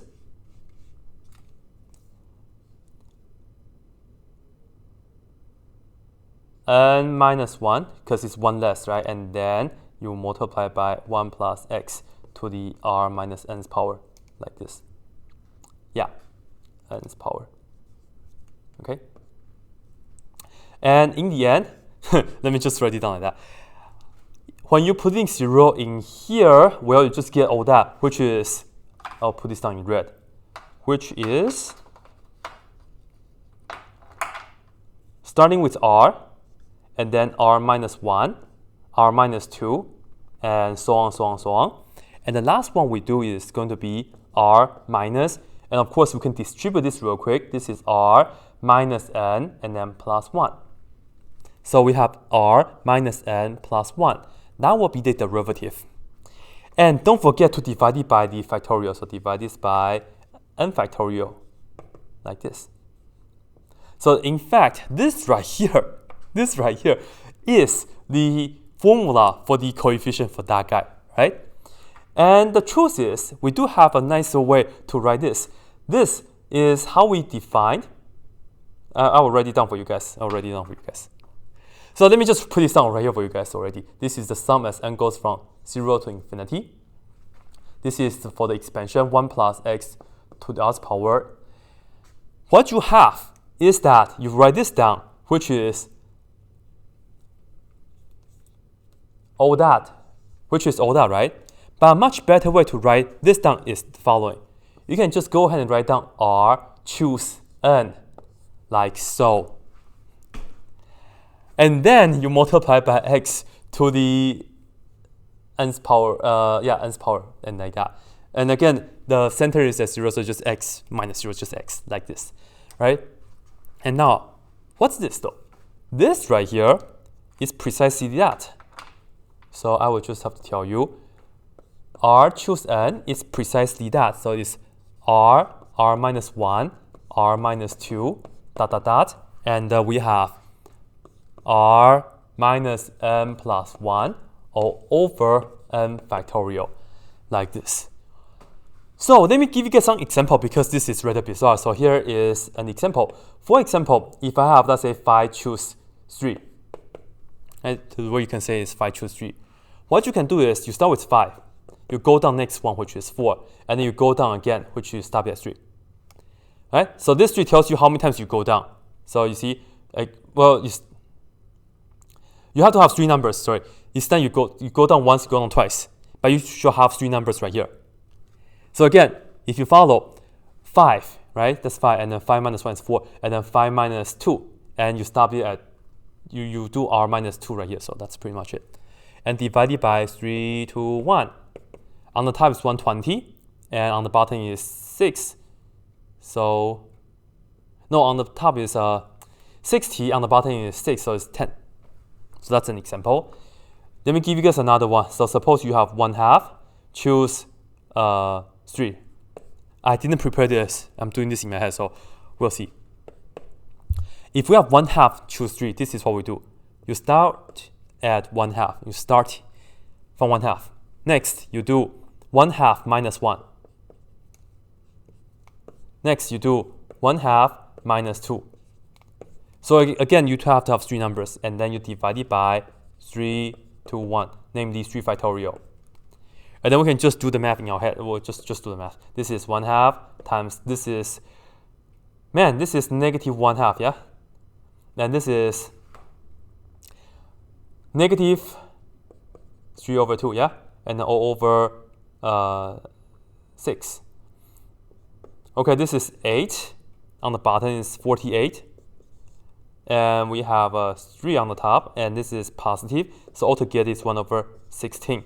I believe this is the answer. So let me just check a Wolfram alpha real quick of this. So the way you do it is just say 1/2, choose 3. Hey, I got it right. So that's pretty much the idea behind the coefficient right here. And again, this is the proper way that you should expand it. What's the radius of convergence? I can tell you it's 1, but I don't know if I should prove it though. I should. So I will do this real quick. So you can just write it down like this. Okay, you can just write it down like this. I think it's totally legit. Well, what's the radius of convergence? You have to take the limit as n goes to infinity. And here we go. This is going to be the following. Take it opposite value. This is our Cn. So we will just have r choose n times the reciprocal of that. So you just have to put it as 1 over, and we will have Cn plus 1. So the n becomes n plus 1. So we have r n plus 1 like this. Right? So let's see if I have enough space to do all this or not. Here is the limit as n goes to infinity. What's r choose n? Do we remember? This right here is r times r minus 1 dot dot dot times r minus n plus 1. Okay, like that. Divided by n factorial. Okay. Now, for the reciprocal version, you know you have to divide it by n factorial, so just put the, n plus 1 factorial, so just put the n plus 1 factorial on the top. And then you do this pretty much. So you have r times r minus 1 dot dot dot times r minus what? Well, this right here again is r minus n minus 1, 1 less than whatever this is. Now, we do 1 less than whatever this is, so it will be just r minus n, like that. Yeah. Right? So, let me see. That is correct, of course. Okay, now let's see what we can do for this. First of all, this right here is n plus 1 factorial, namely n plus 1 times n minus 1 and so on, so that's n factorial. This and that can be cancelled. That's very nice. Then, let's see. This is r minus n. And again, this was n. This is r minus n minus 1 in the parentheses, right? So the truth is, there is a factor here, r minus n minus 1, namely a term before this, right? Because this is slightly more, it has more term. So we do have this factor right here as well. We have a factor right in front. This is n's term. This is the n minus 1's term. The good thing is that all here will be cancelled with everything here. So what do we have left? This is the limit as n goes to infinity. On the top is just nicely equal to n plus 1. Yeah? And on the bottom is just this term, which is r minus n. Notice that we do have the absolute value because technically this is from the ratio test. Take the limit inside out, you get -1 in the absolute value, which is just +1. So let me tell you, this right here, r is equal to 1. Very nice, right? And usually, for this right here, to find out the convergence at the endpoints of the interval, right? Because we go from -1 to 1. This right here, it depends. So I just do this right here. Have you guys seen this notation? Do you guys know what this notation is? You don't, right? Because, yeah, I don't either, because I just make this up. This right here, okay? This right here depends on r. It depends on r. Depends on r. So I will tell you, let me just see, you include it's right here, so you can just see it. Yeah. Yeah. So I will tell you, if r is in between of -1 and 0, then the interval of convergence is -1 and 1, including this, but not including that. Yeah.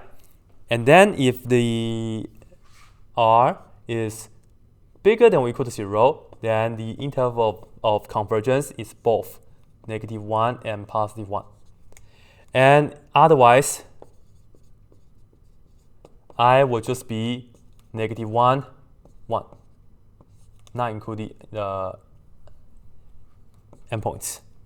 So for example, best friend right here is technically when r is equal to -1, and that it's actually right here. And if you have the best friend, if you differentiate that, again, it will be right here as well. So that's the idea. And I do notice this is 1 plus, right? The best friend is 1 minus, but it's a similar idea. You can just do the substitution. But man, this is the binomial series, man. Okay, so have a look. Oh yeah, of course. Box this. But I'm going to erase this right now. Man, this takes me how many hours already? Let's see. 3 hours. Man, I can almost go to Vegas already.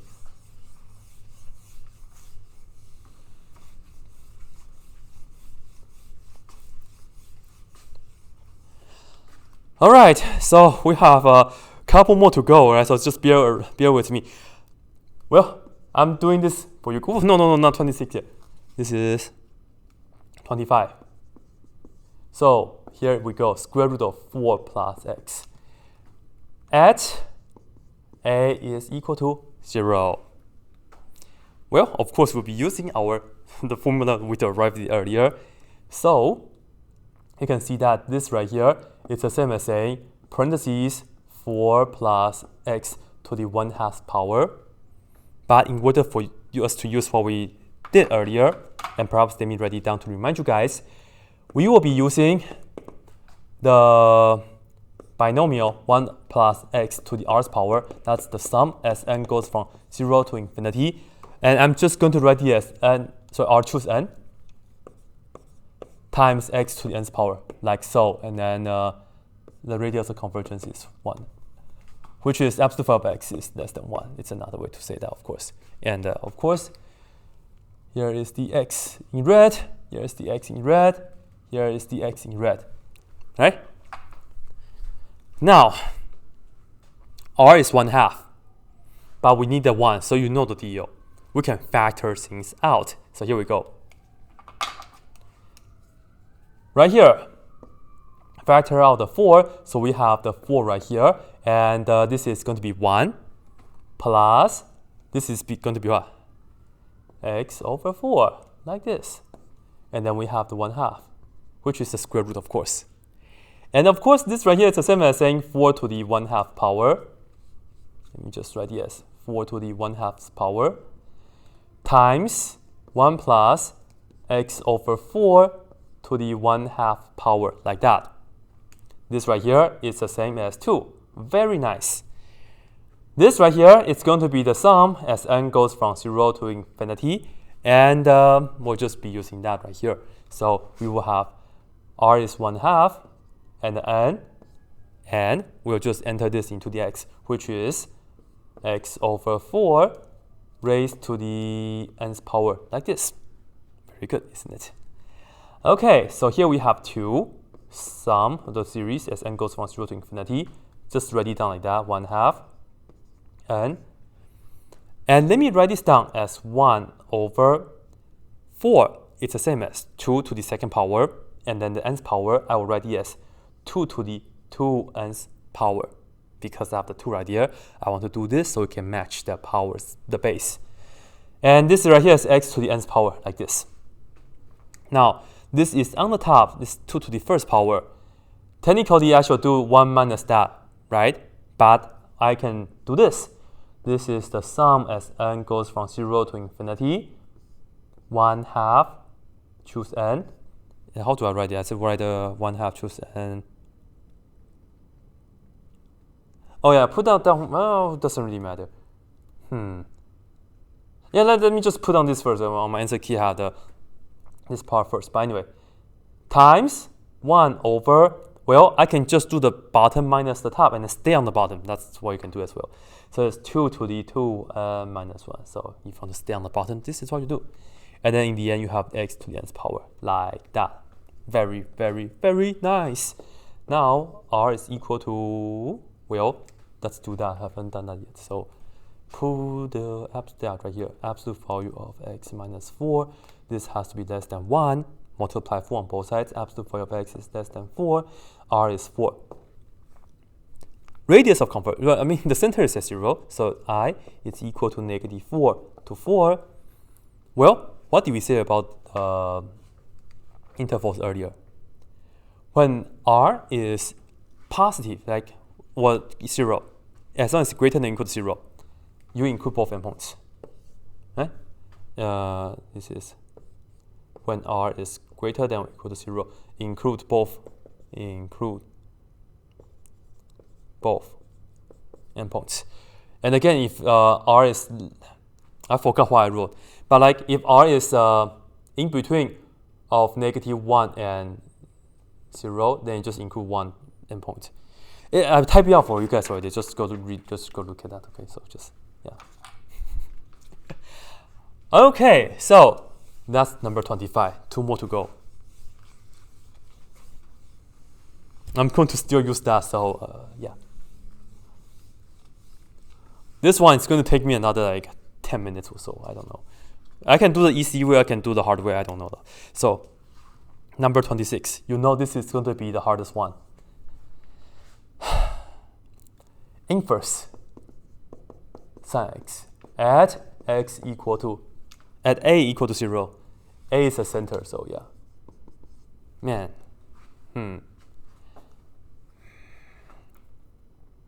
Well, how can we get a inverse sine? Yes, we can use what? Integration. So reminder, so this is just a little reminder, right? Because if you are taking Cal 2, maybe you haven't seen the integral for this for a while, but if you integrate 1 over square root of 1 minus x squared, this right here gives you inverse sine. Yeah? So, the strategy is come up with a power series for this first, and then integrate that. So here we go. So let's see. We need the following. So we want, okay, we want 1 over square root of 1 minus x squared first. So that's what we want first. And here we go. Square root on the bottom, we can bring that up, and that's a negative 1/2 power. So this is actually the same as 1. I need to see the plus. I have to see a plus. It's okay. Just put a plus, and that's a negative x squared. And then raised to the negative 1/2 power, like this. Very, very nice, isn't it? It can be hard, it can be easy, depends on how you look at it.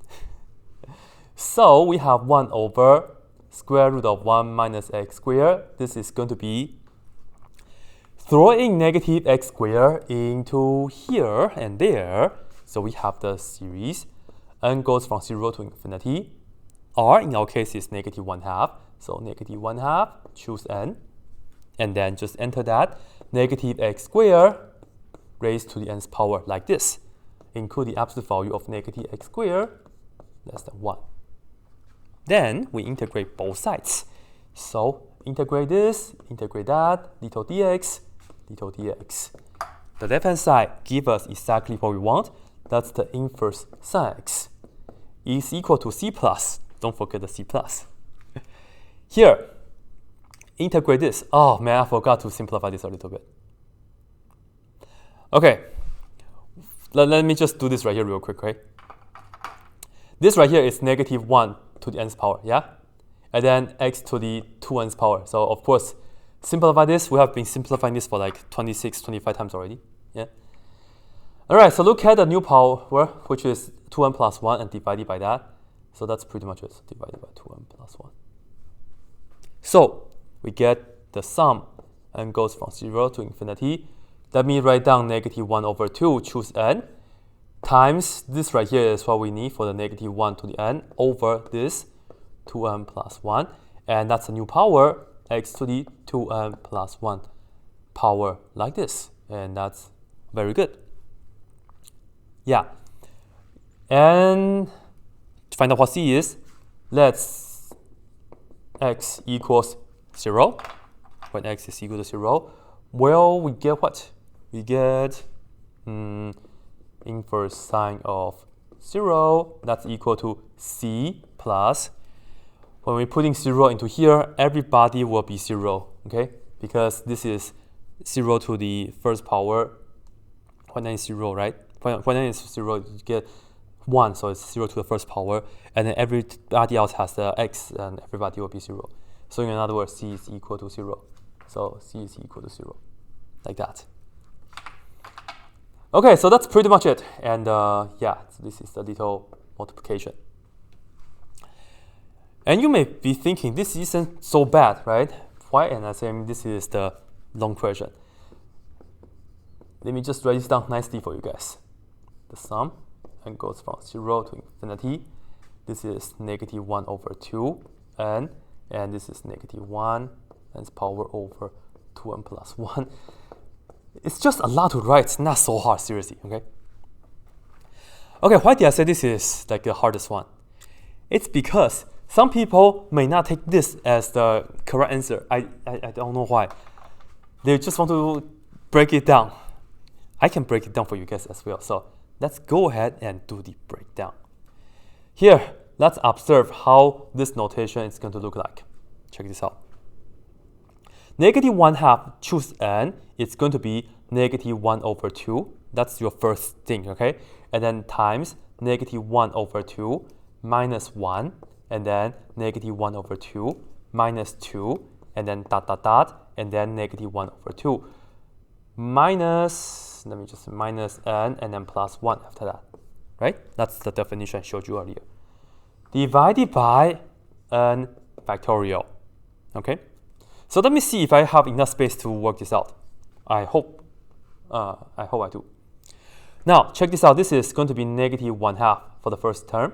And this right here, if you add subtract the fractions, combine the fractions, you get negative 3 over 2. Okay?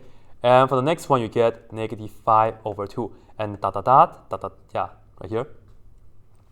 Now, if you look at this, if you just get a common denominator, of course, multiply this by 2, and no, it's like by 2, and there was no parentheses, so I should do this. I should do this. Multiply this by 2 and 2, and then 2 and 2. So, yeah. Power series, man. Everybody has a 2. On the top here, okay, let me see. On the top here, negative 1 plus 2 is 1. So we have 1. But this is a minus 2, so it's minus 2n plus 1. So here are your factors and all that stuff, okay? Over n factorial. Now, we're going to break this down more. Notice on the top is negative 1, negative 3, negative 5, and so on, so on, so on. How many terms do we have? in fact, on the top, you also have n terms. Just like the example of, let's say, 5 choose 3. When you have this, you do 5, and then you write down a total of 3 terms right here. If you have 10 choose 6, you will have 10, and then you have 6 numbers. So the truth is, on the top, you also have n terms. So, yes, -1. Everybody has a -1. This right here, I can have a -1 as well. Look at this as negative parentheses 2n and -1. Right? So you have a -1 right here as well. Therefore, I will have a -1 to the nth power for that. And then we will have 1, 3, 5, ... up to 2n minus 1. So that's like this. And then everybody has the 2 on the bottom, so we have the 2 to the nth power on the bottom. So this right here is 2 to the nth power. And then we have this, which is n factorial. Right? So all this right here is to show you this right here is the same as that. Okay? So that's what we have. And if you want, you can continue. I will continue because it's making me mad for this question.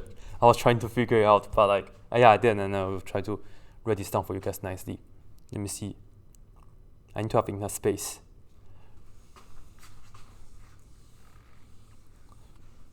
By the way, R is 1, so just do that, okay? Just check the answer for that. I'm not going to do that. I'm going to conquer this guy. So here we go. This is sine inverse of x. This is the sum and goes from 0 to infinity. I believe if you write the answer down like this, nobody can be mad at you. Seriously, okay? But if you want to simplify it more, here is how you can do it. This is the sum and goes from 0 to infinity. Now here we go. I will put all this down right here, and that's one of the answers that I have. And this is actually the answer from the textbook, I believe.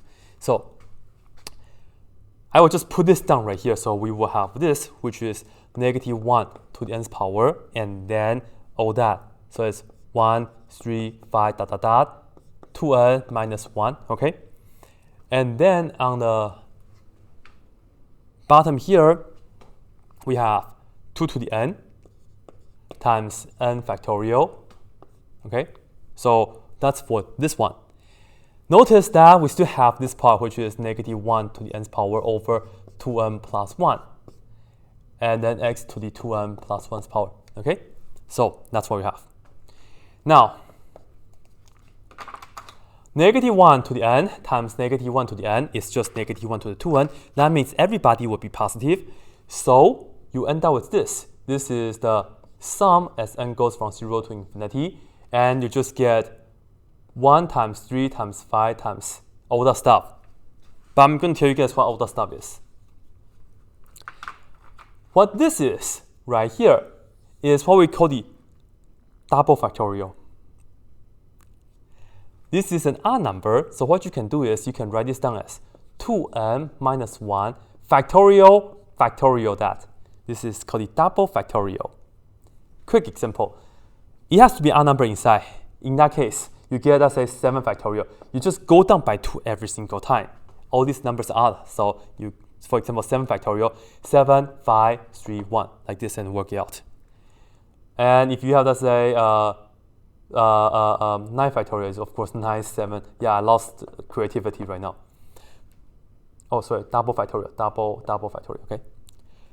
And with this notation, you have to be careful, though. You can prove, you can use the definition. -1 double factorial is actually 1, okay? I will do a video for you guys if you would like.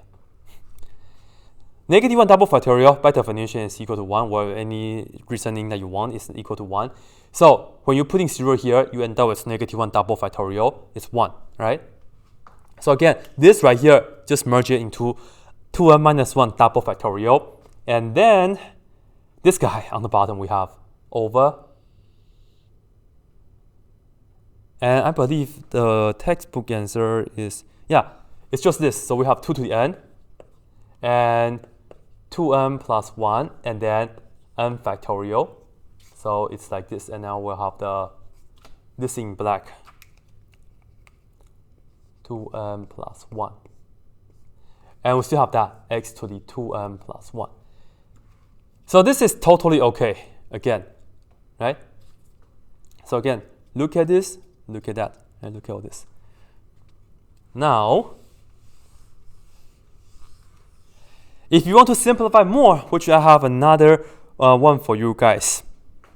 If you want to simplify more, the truth is, this is 2n, 2 to the n times n factorial.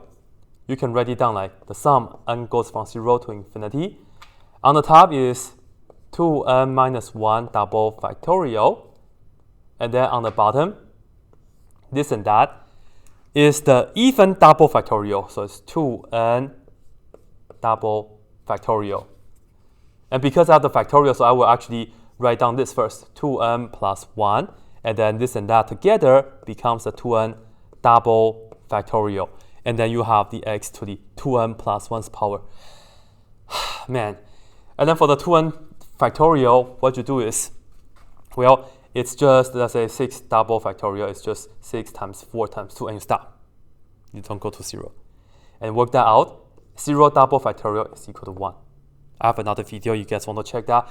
I have that for you. So this is by definition, and then the other one just how you do it. So why don't we just stop right here? I really don't know. R is equal to 1, and let's see, what's my radius of convergence? Oh yeah, well, I will let you guys tell me what's the interval of convergence right here, right? So I did enough of this. You guys leave a comment down below, okay? So this is number 26, so have a look. So that's it. Wait, that's it, or that's it. So it depends on how you want to present your answer. Up to you, right? Now, I will just write down the last one for you guys here.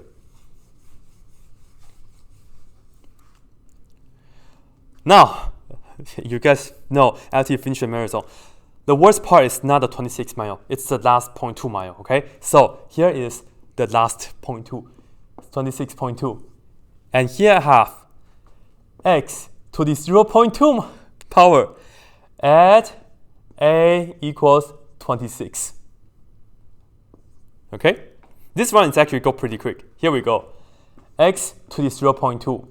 Well, I need to have a what factor? X minus 26. So let's look at this inside. X minus 26. Well, this is x. So what we have to do is just add the 26 back and then raise to a 0.2. Like so. Now we have the 26, right? Just factor it out. So factor out the 26. And we have 1 plus, this is x minus 26 over 26. And then, well, you guys know, just do this in your head, okay? This is going to be raised to the 0.2 power, and this right here is going to be raised to a 0.2 power as well, right? So this is going to be, let's see, this is 26, and this is the 0.2. I will leave it right here, 26 to the 0.2 power. This right here, use the power series. Sum as n goes from 0 to infinity.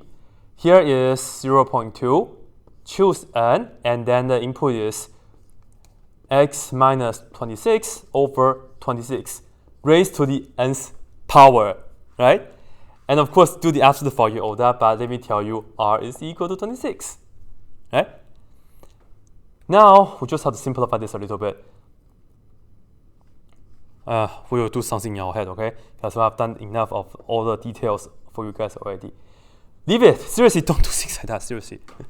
Leave it. 0.2. Choose n. We will have 26 to the nth power on the bottom, but then here we have the 0.2 power on the top. So we just have to minus 0.2. And this is 1. And then we have x minus 26. Choose nth power. Man, let me tell you, we are done. R is 26. And the interval of convergence starting at 26, left, right, so you have 0 and 52. This is positive r, right, 0.2, so you include both end points. Oh man, this is how you finish a marathon, seriously. You finish everything non-stop in one go. That's how you do a marathon. Alright? So, how long did this take me? 3.5 hours. Man, my hands are all dark because of the marker and also the dirt and all that stuff. But I still would like to put on my arms are so tired. Let me drink something first though.